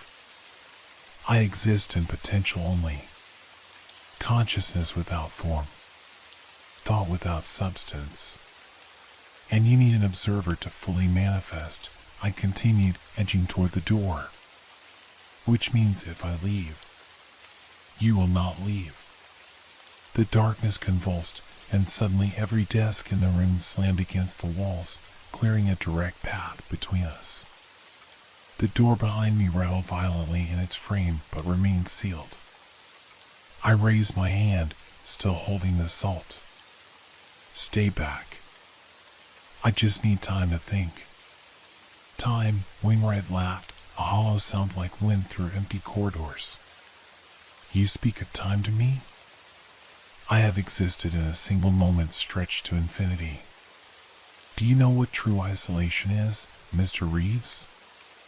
Not the temporary solitude you crave for your studies, but complete severance from the time stream? His form contracted, becoming more human-shaped again, though still composed of swirling darkness. No forward. No backward. Just an eternal now. No hunger because you cannot grow hungrier. No fatigue because you cannot grow more tired. No hope because nothing ever changes. Despite my fear, I felt a twinge of sympathy. Whatever Wainwright had become, he had once been human, a brilliant man whose ambition had trapped him in a hell of his own making. There must be another way, I said. A way to reintegrate you without replacing me. There is not. His voice softened, becoming almost reasonable.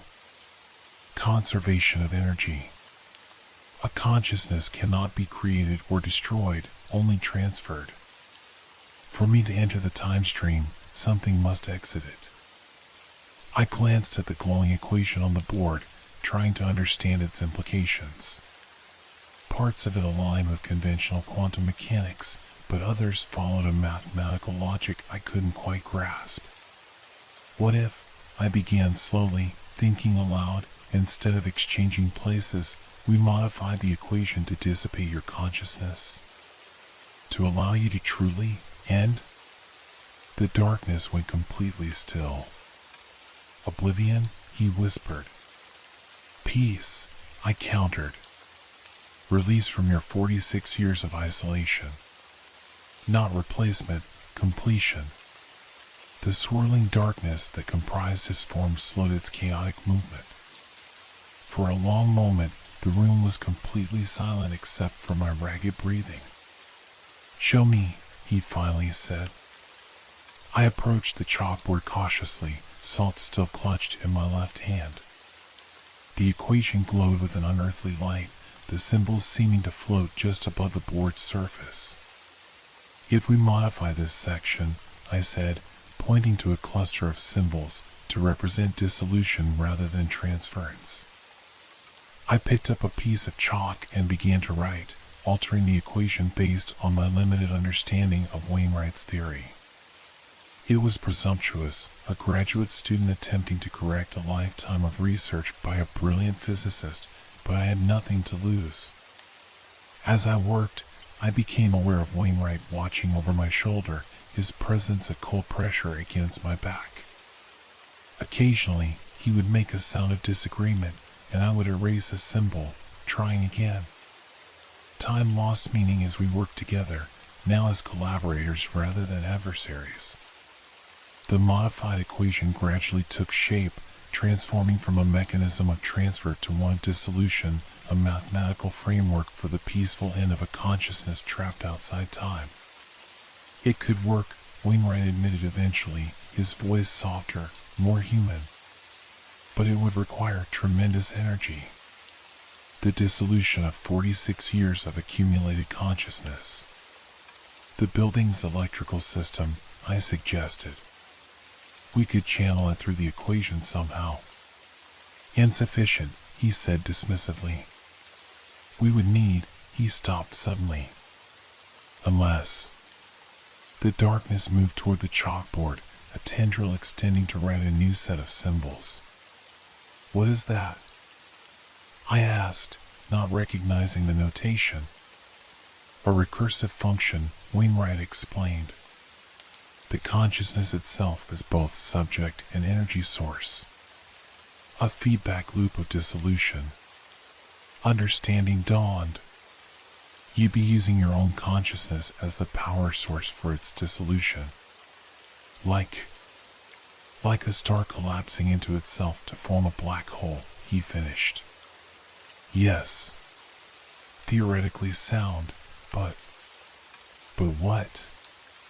The darkness contracted, forming a more defined human shape. For a brief moment, I could see Thomas Wainwright as he must have been in life, tall, severe, with burning eyes that held both brilliance and madness. It would require absolute certainty, he said quietly. No hesitation. No regret. The slightest doubt would collapse the function. I studied the equation, understanding its elegant brutality. Are you certain this is what you want? Not continued existence, but an end? The darkness that had been Wainwright rippled. 46 years, Mr. Reeves. 46 years of watching students live and graduate and age while I remained unchanged. Watching colleagues receive recognition for discoveries I pioneered but could not publish. Watching the world move forward while I remained frozen in a moment. His voice softened further, becoming almost wistful. I have had more than enough time to contemplate existence. What I desire now is its opposite. I nodded, feeling the weight of what we were about to attempt. Then let's finish it. Together, we completed the modified equation, adding the recursive function that would use Wainwright's own consciousness as the energy source for its dissolution. The final equation covered the entire chalkboard, glowing symbols that seemed to pulse with potential. One final component, Wainwright said. Initiation requires a conscious decision. My decision. What do I need to do? I asked. Step back. Observe only. Do not interfere, no matter what you see or hear. I retreated to the back of the room, salt still in hand as a precaution. Wainwright's dark form moved to the center of the lecture hall, directly beneath the single functioning light fixture. Before I begin, he said, his voice now barely above a whisper, a final lesson, Mr. Reeves. The one I wish someone had taught me. The darkness contracted, becoming more distinctly human-shaped. Time is not the enemy to be conquered. It is the medium in which life finds meaning. Each moment precious because it passes. Each accomplishment valuable because it required sacrifice. I sought to cheat time and instead remove myself from its flow, the greatest punishment imaginable for a living mind. He turned toward the glowing equation. Do not make my mistake. Your work matters, but not at the expense of living. With those words, Wainwright raised what might have been arms toward the chalkboard. The equation pulsed brighter, symbols detaching from the board to orbit around his dark form like electrons around a nucleus. The room's temperature fluctuated wildly, freezing cold one moment, burning hot the next. The light fixture blazed with impossible brightness, then dimmed to near darkness in rhythmic pulses. The floating equation symbols began to spin faster, drawing closer to Wainwright's form. As they touched the darkness, tiny flashes of blue-white light erupted, like miniature lightning strikes. Wainwright's form started to change, the darkness that comprised him growing less dense, more transparent.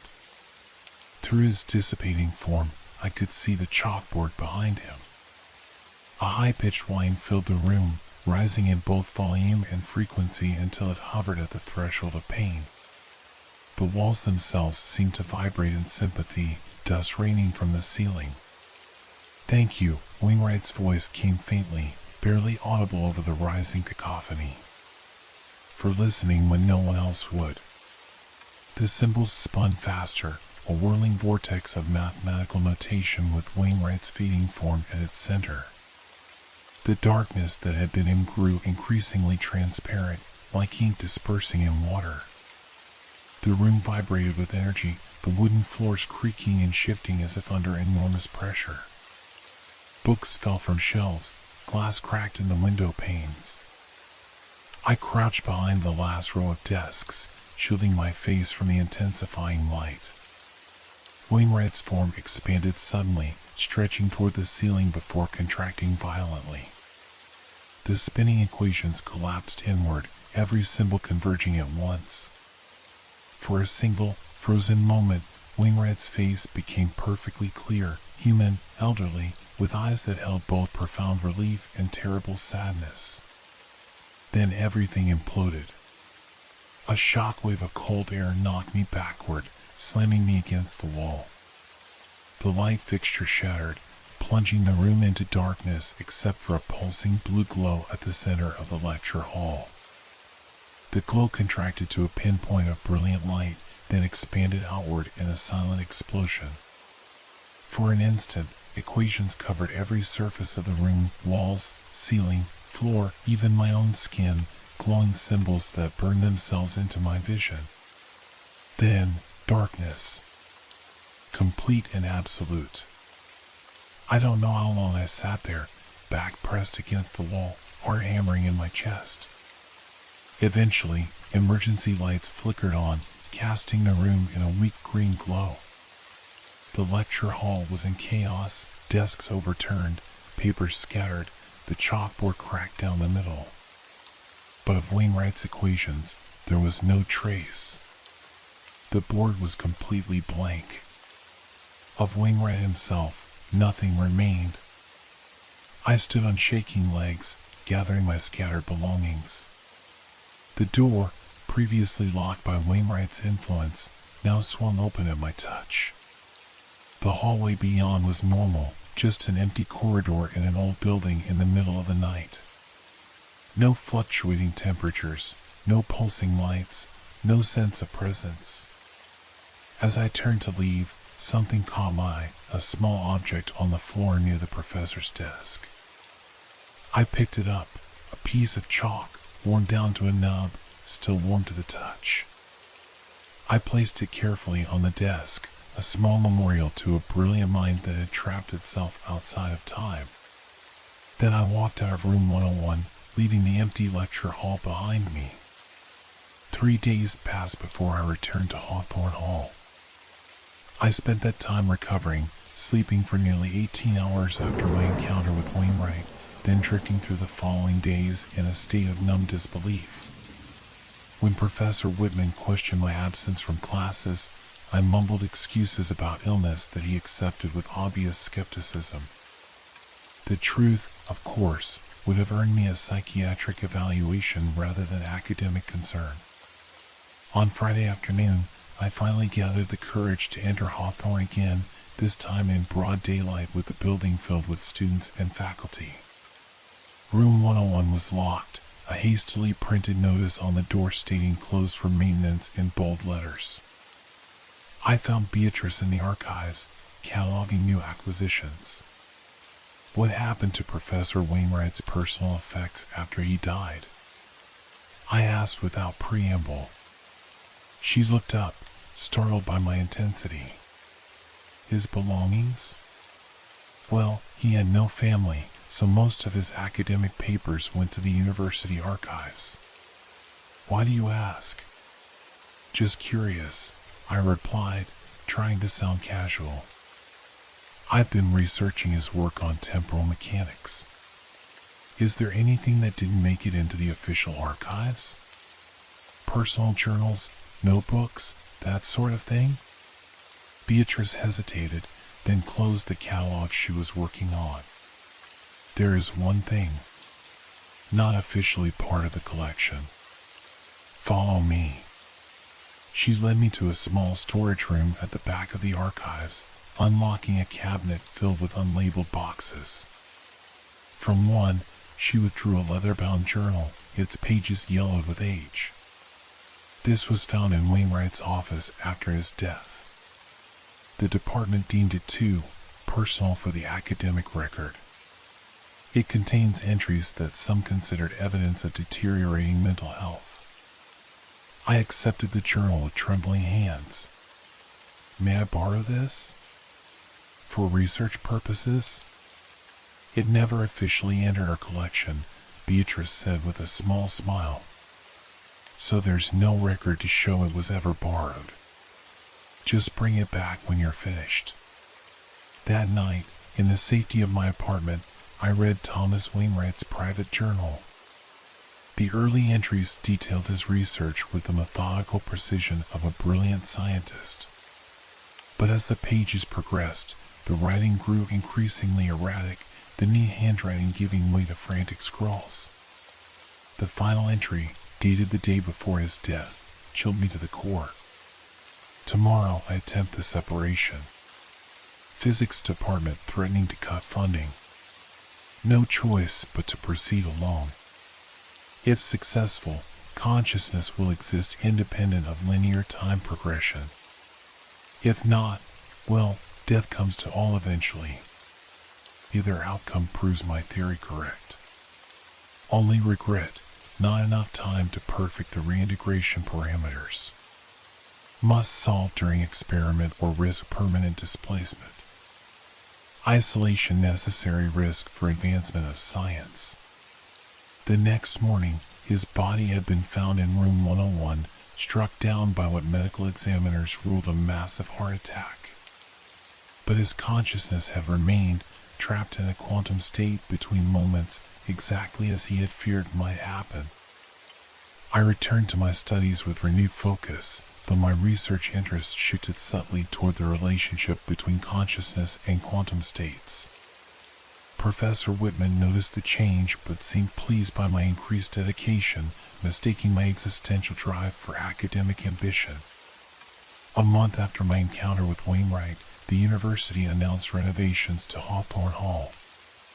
Room 101, long avoided for scheduling, would be converted into a computer lab, its chalkboards removed, its wooden floors covered with modern flooring, its very dimensions altered. The night before renovations began, I returned one last time. The maintenance notice still hung on the door, but my graduate key card granted access. Inside, the room looked ordinary, just an old lecture hall awaiting modernization. No temperature fluctuations. No mysterious writing. No sense of presence. I stood at the front of the room, by the cracked chalkboard where Wainwright had existed for 46 years. I hope you found peace, I said to the empty air. I hope the equation worked. Only silence answered me. I placed a single piece of new chalk on the professor's desk and turned to leave. At the door, I paused, looking back one last time. Thank you for the lesson, I whispered. I won't waste my time. 2 weeks later, with renovations well underway, I received an unexpected email from the Physics Department administration.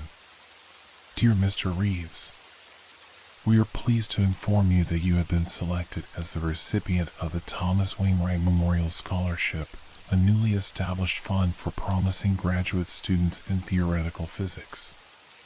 The selection committee was particularly impressed by your recent paper on consciousness as a quantum observer. The scholarship includes a substantial stipend and reduced teaching obligations to allow you to focus on your research. Please contact the department office to complete the necessary paperwork. Congratulations, Dr. Eleanor Hughes, Department Chair. I stared at the email in disbelief. There had never been a Wainwright Scholarship before. The department had all but disowned his later work, considering it an embarrassment to their reputation. I scrolled to the bottom of the message, where a personal note had been added. Michael, While organizing the department archives during renovations, we discovered a sealed envelope from Professor Wainwright with instructions that it be opened when a worthy successor appears. Inside was funding for this scholarship and a letter recommending it be awarded to someone who understands the true value of time. Your name was not mentioned specifically, but the selection committee felt your work aligned with the spirit of his request. Dr. Hughes. A chill ran down my spine. How had Wainwright known, 46 years ago, to prepare such an envelope? Unless our encounter had somehow altered the past as well as the present. Unless our work together had not just dissolved his consciousness, but reintegrated it properly, allowing him one final act before his death decades ago. Or perhaps the simplest explanation, a brilliant but troubled physicist had recognized, even in his time, that someone would eventually understand his work. That night, I dreamed of equations that wrote themselves and a voice that lectured to an audience of empty chairs. But this time, the voice didn't sound desperate or trapped. It sounded fulfilled, complete. I awoke with the first light of dawn, my mind unusually clear. On my desk calendar, I'd previously circled the weekend as dedicated to research. Instead, I picked up my phone and called my long-neglected friends, making plans to meet for dinner. My dissertation would still be there tomorrow.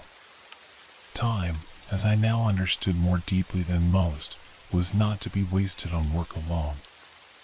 After all, I'd received a lesson from the dead professor. A lesson not about physics or mathematics or quantum states, but about the true nature of time, not something to conquer or escape, but something to experience in all its linear, transient glory. A lesson I intended to honor with every moment I had left.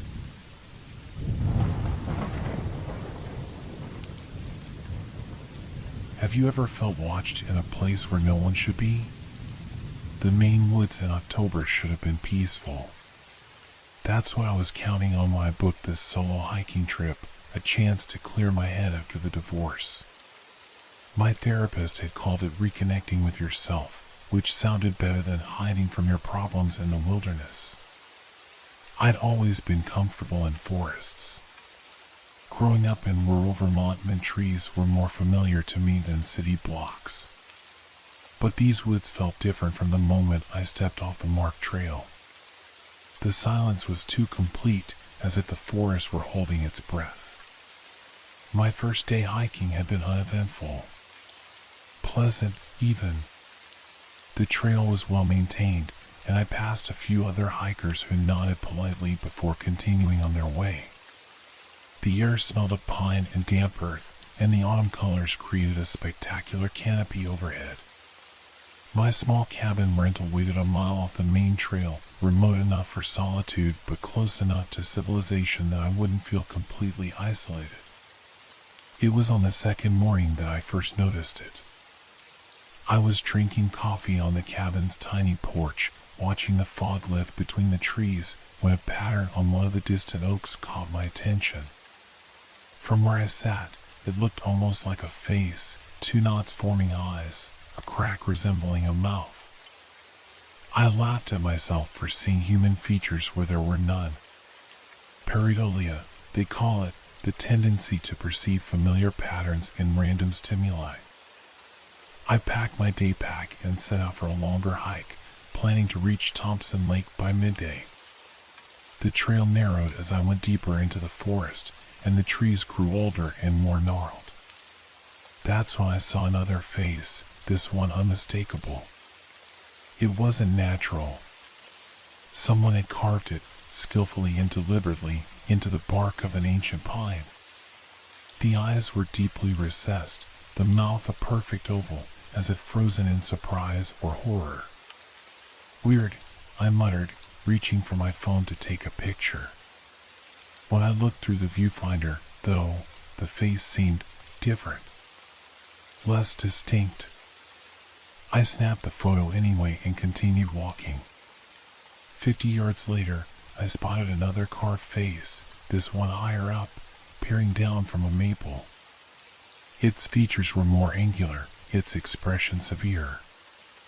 Again, I raised my phone, but when I checked the screen, the face looked like nothing more than random patterns in the bark. By midday, I'd counted 7 different faces, each more detailed than the last. Each one impossible to photograph. I told myself there was a logical explanation, perhaps local art students using the forest as their canvas. Perhaps some kind of optical illusion created by the specific angle of sunlight through the branches. But I couldn't shake the feeling that the eyes followed me as I passed. The lake was beautiful, but I couldn't enjoy it. My mind kept returning to those wooden faces. I ate my sandwich quickly and started back toward the cabin earlier than planned.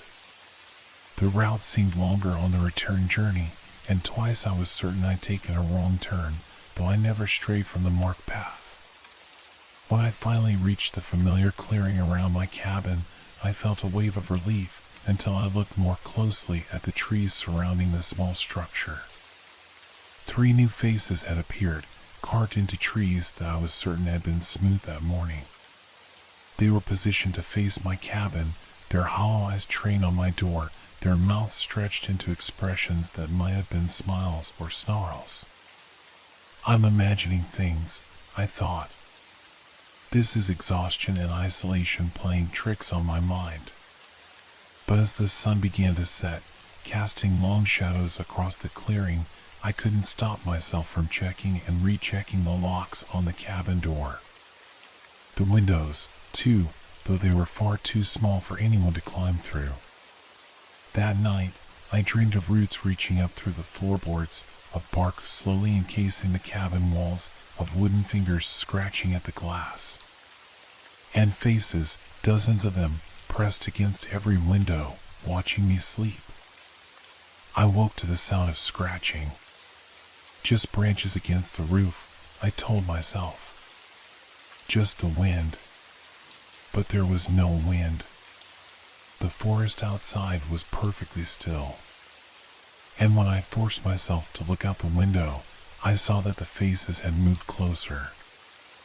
I've never felt my heart beat so violently as it did that morning, staring through foggy glass at the impossible. The faces that had been carved into distant trees were now mere feet from my cabin. In the gray pre-dawn light, they seemed almost animated, their wooden features shifting subtly with each blink of my tired eyes. This isn't happening, I whispered to the empty room, my breath creating small clouds in the chilled air. The heater had stopped working sometime during the night. I backed away from the window and fumbled for my phone. No service, of course. The remote location had been a selling point when I booked the cabin, but now it felt like a trap.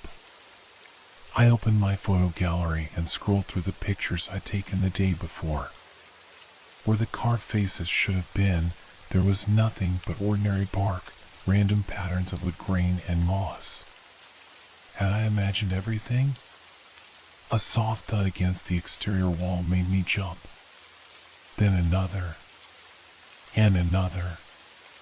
Rhythmic, like footsteps circling the cabin, except they seemed to come from too high up, as if someone were walking vertically along the walls. I grabbed my jacket and boots, suddenly desperate to leave this place. The rational part of my brain argued that I was overreacting to natural forest sounds, but a deeper instinct, something primitive and usually dormant, screamed that I was in danger. The cabin door felt unusually heavy as I pulled it open, as if something on the other side were pushing back. When it finally swung wide, I found myself face to face with nothing. Just the forest, shrouded in morning mist, the trees standing silent sentinel around the clearing. But they were closer than before. I was certain of it. The clearing around the cabin had shrunk overnight.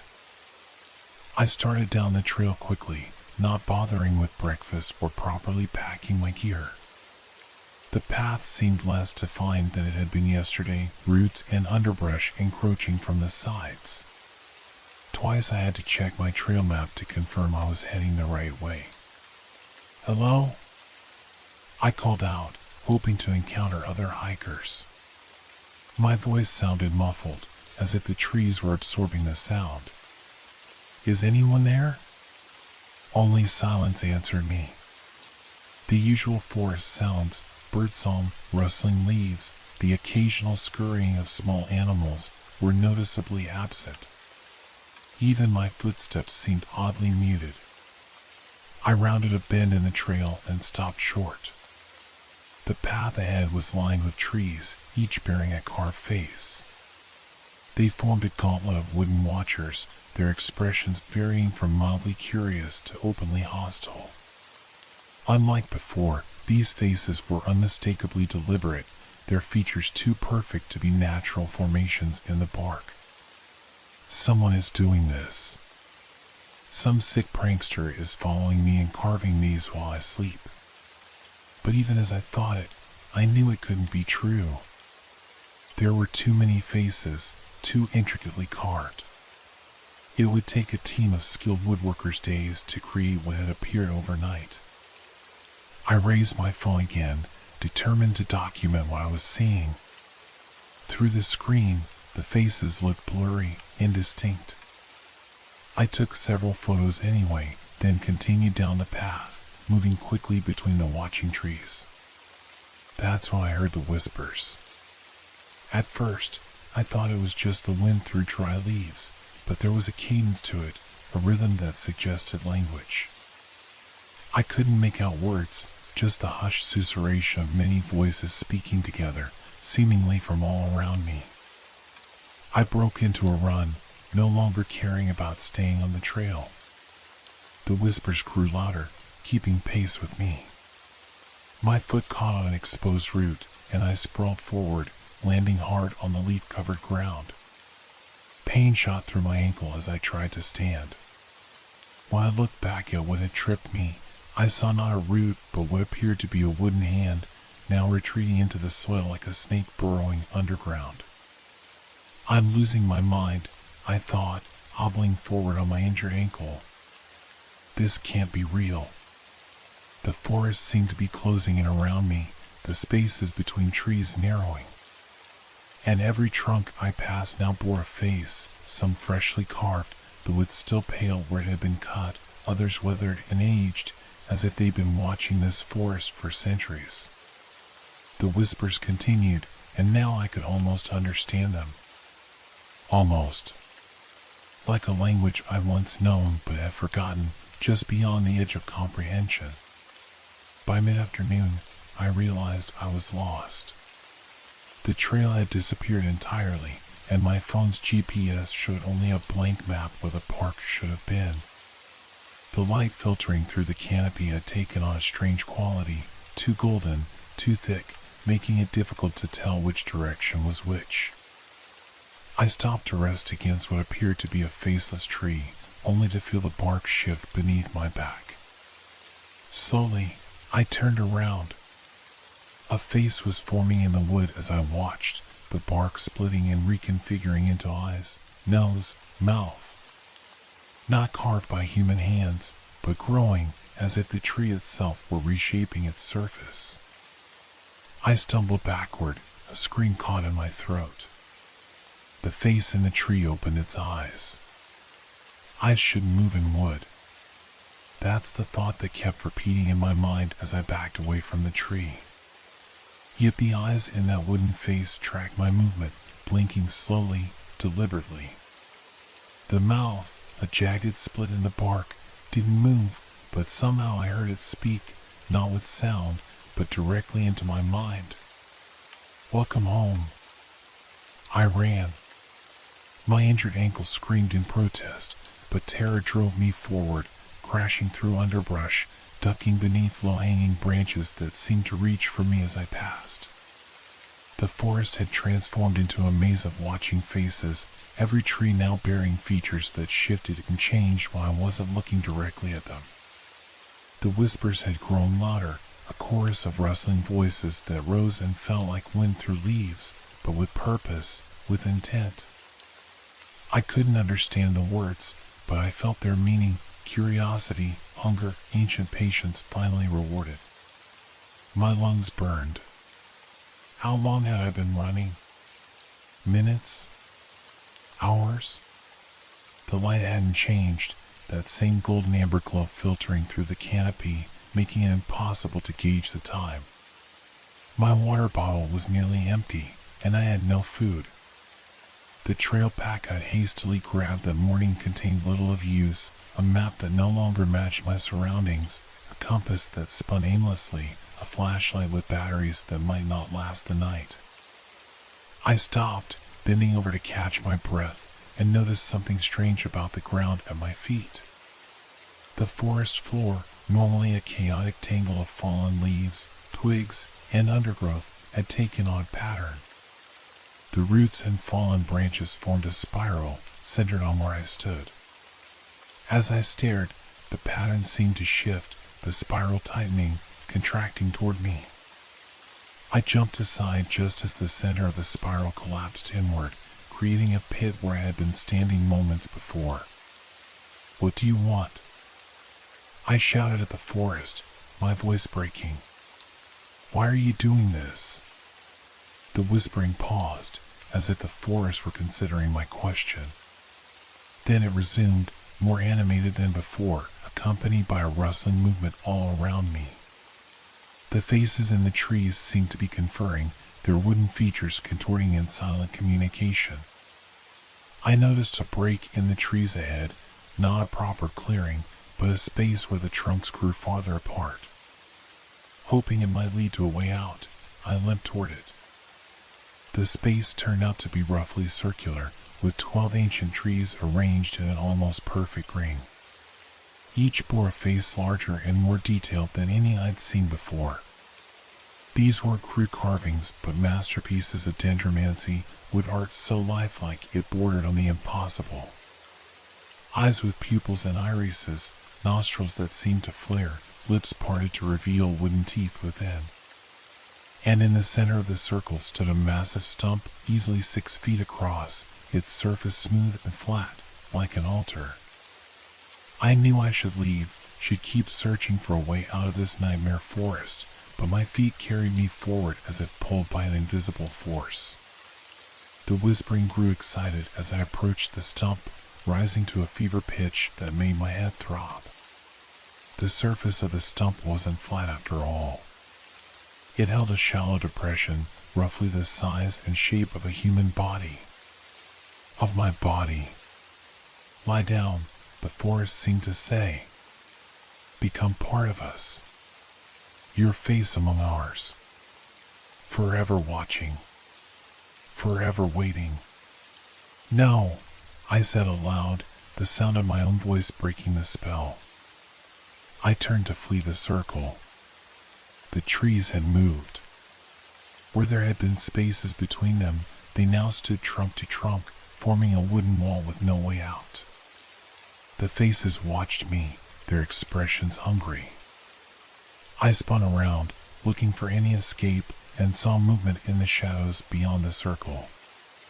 A figure, humanoid but wrong, too tall, too thin, with limbs that bent at impossible angles. It stepped into the golden light. It was made entirely of wood, not a person in a costume, but a construction of branches and twigs and bark, shaped into a mockery of human form.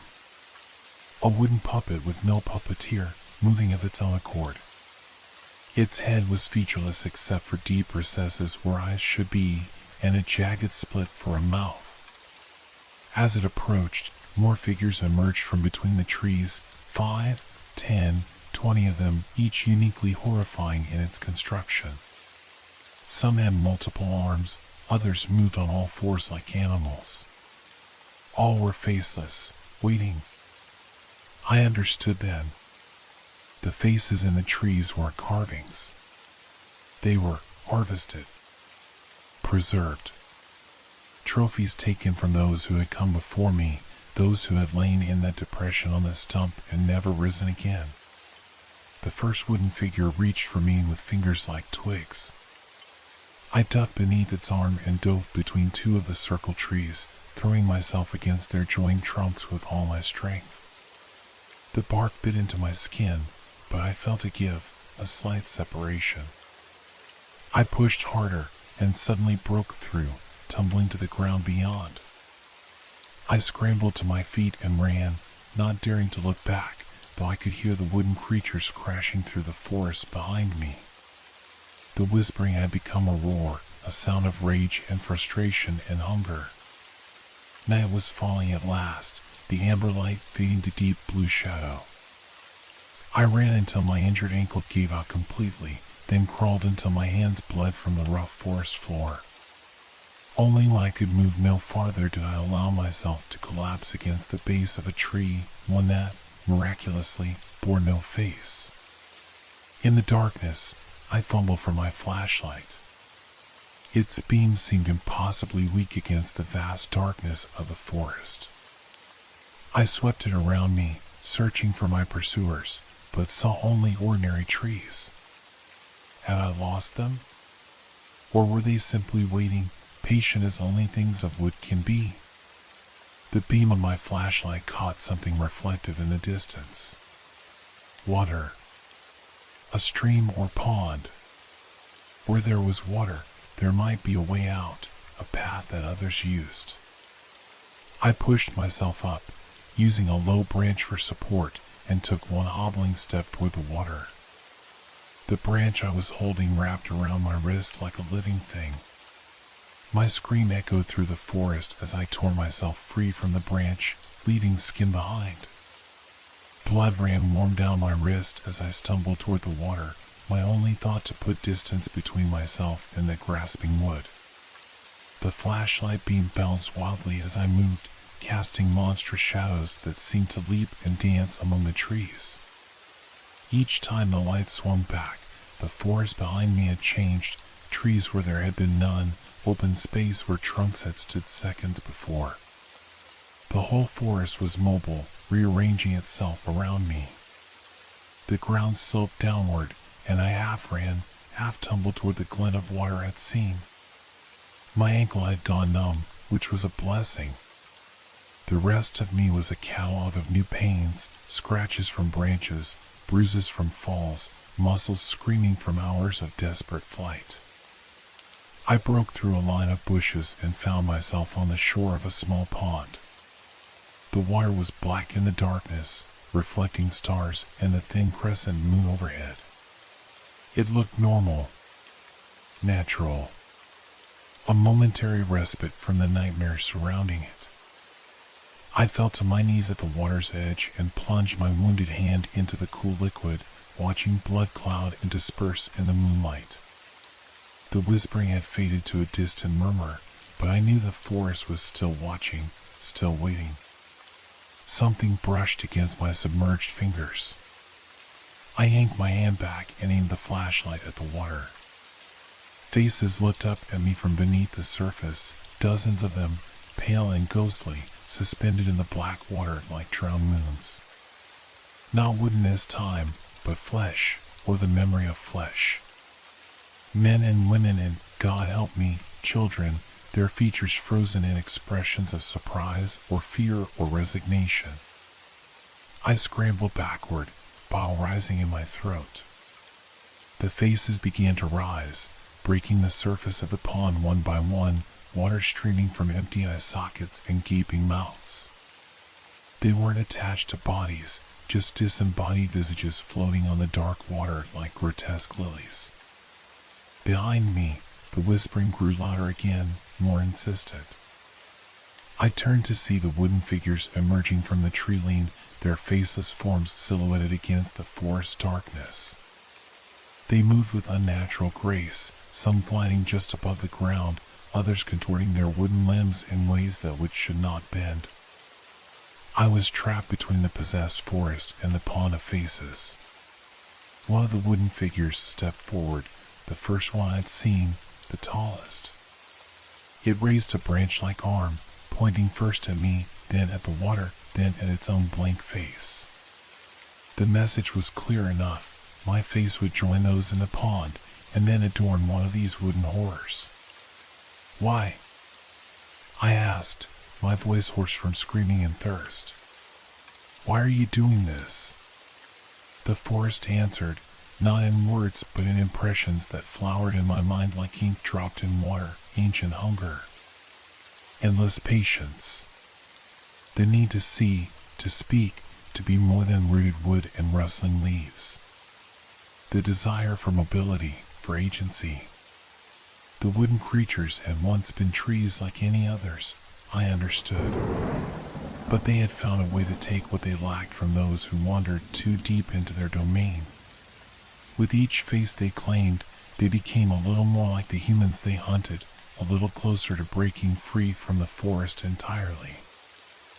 I was just the latest in a long line of victims, stretching back centuries. I don't want to die, I said, knowing it was futile, knowing trees cared nothing for human pleas. The tall wooden figure took another step toward me. Moonlight gleamed on its featureless face, and for an instant, I thought I saw my own features reflected there, a preview of what was to come. Its twig fingers reached for my face, gentle as a lover's touch. I closed my eyes. The crack of a branch breaking nearby startled both me and my wooden assailant. Its head swiveled toward the sound with an audible creaking. A beam of light stronger than my own cut through the darkness, sweeping across the shore and illuminating the impossible tableau, me on my knees, surrounded by wooden monsters and a pond full of floating faces. "Hello?" called a human voice. "Is someone there?" I heard screaming. The wooden figures froze, then began to retreat into the forest, moving backward with the same uncanny grace with which they'd approached. The faces in the pond sank beneath the surface one by one, leaving only ripples to mark where they'd been. Within seconds, the scene looked almost normal, just an injured hiker by a moonlit pond, nothing supernatural in sight.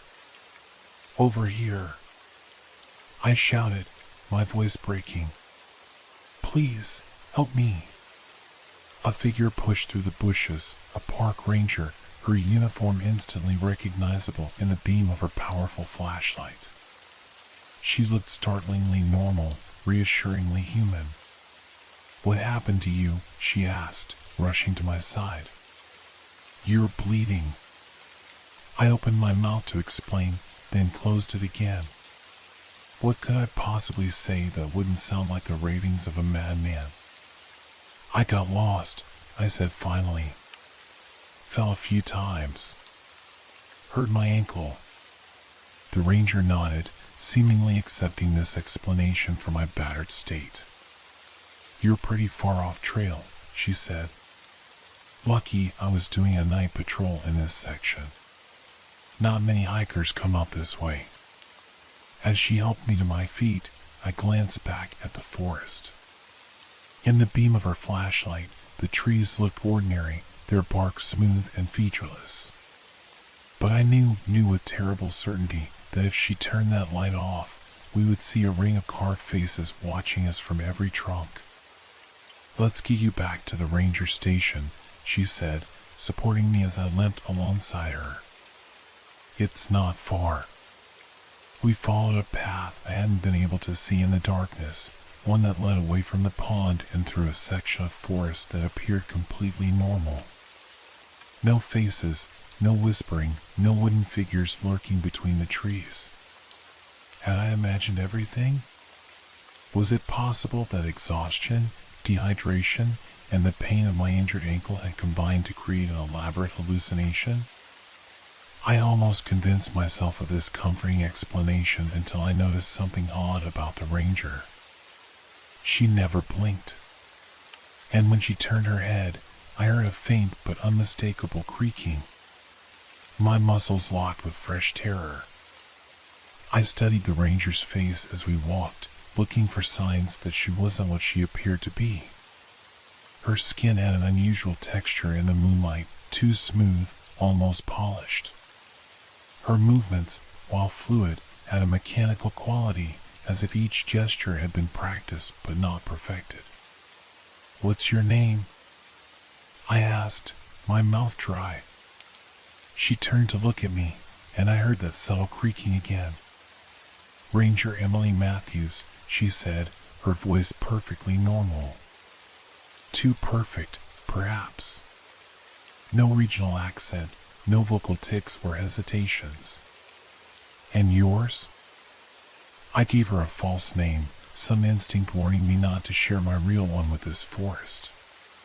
Names had power in the old stories, and this place was old beyond reckoning. How much farther to the ranger station? I asked, looking for any sign of artificial light ahead, any indication of human habitation. Not far now, she said, the same answer she'd given before. You'll be safe there. We walked in silence for several minutes. The forest around us remained ordinary, but I couldn't shake the feeling that it was all an elaborate performance, a facade maintained for my benefit. The path we followed seemed to wind without purpose, doubling back on itself at times. I think we're going in circles, I said finally, stopping. Ranger Matthews tugged at my arm. The path is disorienting at night, she said. But I know these woods well. Trust me. Trust was the last thing I felt. I pulled my arm free from her grasp and took a step backward. Who are you? I demanded. What are you? Her expression didn't change, no surprise, no offense, no confusion at my sudden suspicion. Just that same bland smile. I'm Ranger Emily Matthews, she repeated. I'm here to help you. I reached out and touched her cheek. The skin yielded slightly beneath my fingers, but it wasn't flesh I felt, it was bark, cunningly shaped and painted to resemble human skin. Up close, I could see the grain of wood beneath the disguise. She didn't react to my touch with a horror that must have shone on my face. She simply stood there, smiling, waiting. You're one of them, I whispered. Her head tilted at an angle no human neck would allow. One of who? She asked, still smiling. I turned and ran, ignoring the pain that shot through my ankle with each step. Behind me, I heard not footsteps but a sound like branches dragging across the forest floor. I didn't look back. The path disappeared beneath my feet, the carefully maintained illusion of normalcy falling away as I fled. The trees around me bore faces once more, leering, mocking visages that seemed to laugh at my futile escape attempt. The whispering returned, louder than before, a sound like thousands of dry leaves rubbing together. I ran without direction, without hope, driven only by the primal need to escape the thing that pursued me. My lungs burned, my injured ankle threatened to collapse with each step, but still I ran. Ahead, I saw a gap in the trees, a genuine clearing, not the artificial circle I'd encountered before. In its center stood a small structure that I recognized with a surge of desperate hope, my rental cabin. Somehow, impossibly, I had circled back to where this nightmare had begun. I burst through the cabin door and slammed it shut behind me, fumbling with the lock. The windows were dark, the interior exactly as I'd left it that morning, bed unmade, coffee cup on the table, my larger backpack still propped against the wall. For one hysterical moment, I wondered if I'd imagined the entire day's events. Perhaps I'd never left the cabin at all.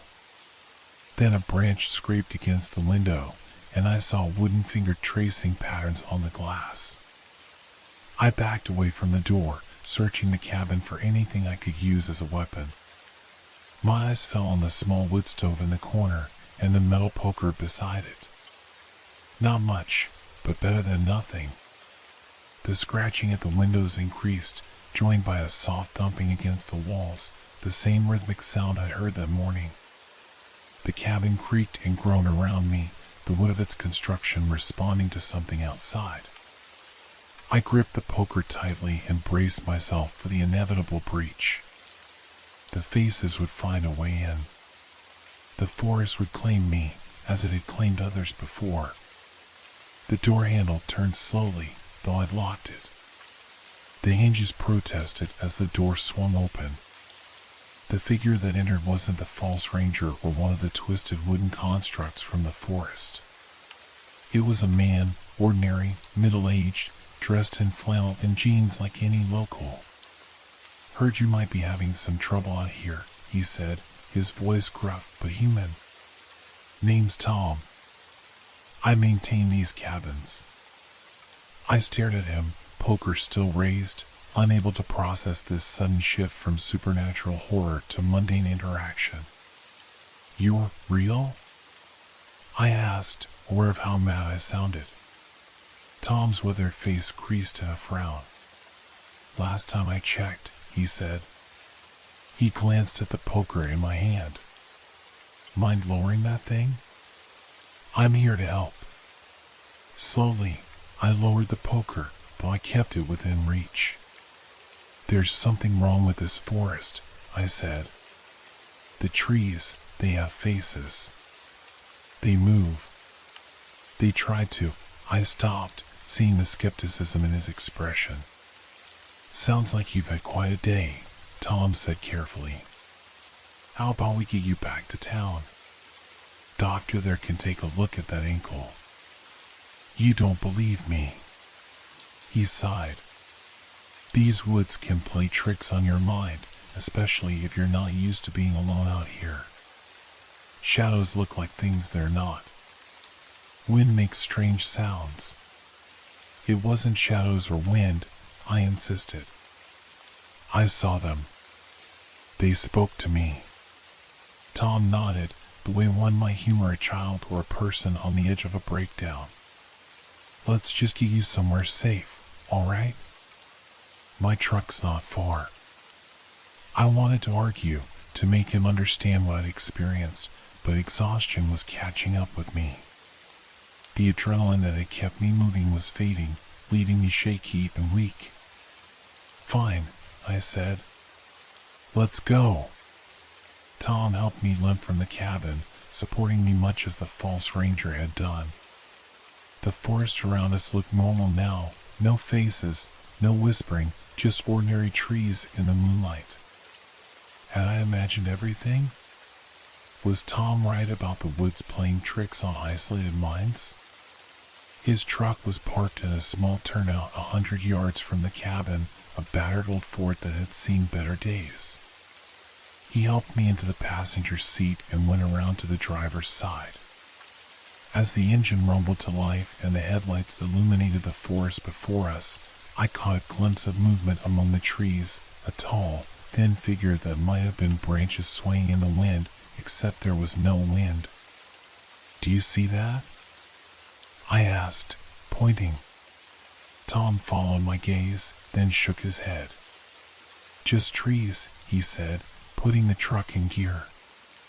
As we pulled away from the cabin, I watched the forest recede in the side mirror. In the red glow of the taillights, I saw the trees bend inward, as if bowing. Or reaching. Their bark shifted and changed, faces emerging to watch our departure. Tom drove in silence for several minutes, navigating the narrow forest road with practiced ease.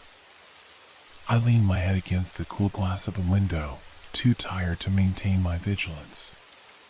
"You know," Tom said suddenly, "the locals have stories about these woods. Been telling them for generations."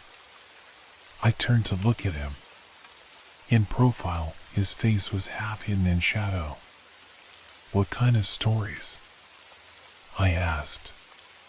"They say the forest is alive, not just in the way all forests are alive, but aware. Conscious. The old-timers claim it lures people in, people who are vulnerable. Lost. Alone." He glanced at me briefly. "People looking to escape something." A chill ran through me that had nothing to do with the night air. "What happens to those people?" Tom's hands tightened on the steering wheel. "The stories say the forest keeps parts of them. memories, faces. He paused, but mostly they just disappear. The truck rounded a bend, and for the first time in what felt like forever, I saw lights ahead, the glow of a small town nestled at the edge of the vast woodland. Almost there, Tom said. You'll be safe soon. I wanted to believe him, desperately. But as we approached the town, I noticed something odd about the buildings. Their shapes seemed wrong somehow, too angular, too uniform. And the lights didn't flicker like electric lights should. They glowed with a steady amber radiance, like the filtered sunlight I'd seen in the forest. Tom, I said slowly, where exactly are we going? He turned to look at me fully for the first time since we'd entered the truck. In the dashboard light, I could see the grain of wood beneath his skin, the perfect stillness of features that never needed to blink. Home, he said, his voice no longer human but a rustle of dry leaves. We're taking you home. The truck accelerated toward the waiting town, a town I now realized was not made of buildings at all, but of trees arranged in perfect geometric patterns, their trunks hollowed out to resemble structures, their branches woven together to form roofs and walls. A town of wood and bark and sap, populated by things that had once been trees and now were almost, but not quite, human. As we crossed the boundary between forest and town, I felt something changing inside me, a hardening, a stiffening, as if my blood were turning to sap, my skin to bark. My face, I realized with dim horror, would be perfect for the forest collection.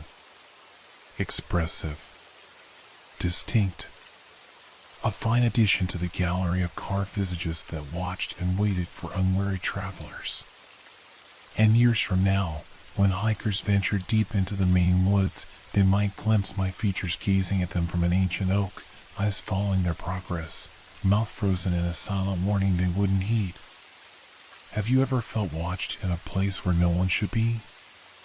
Trust me, you were.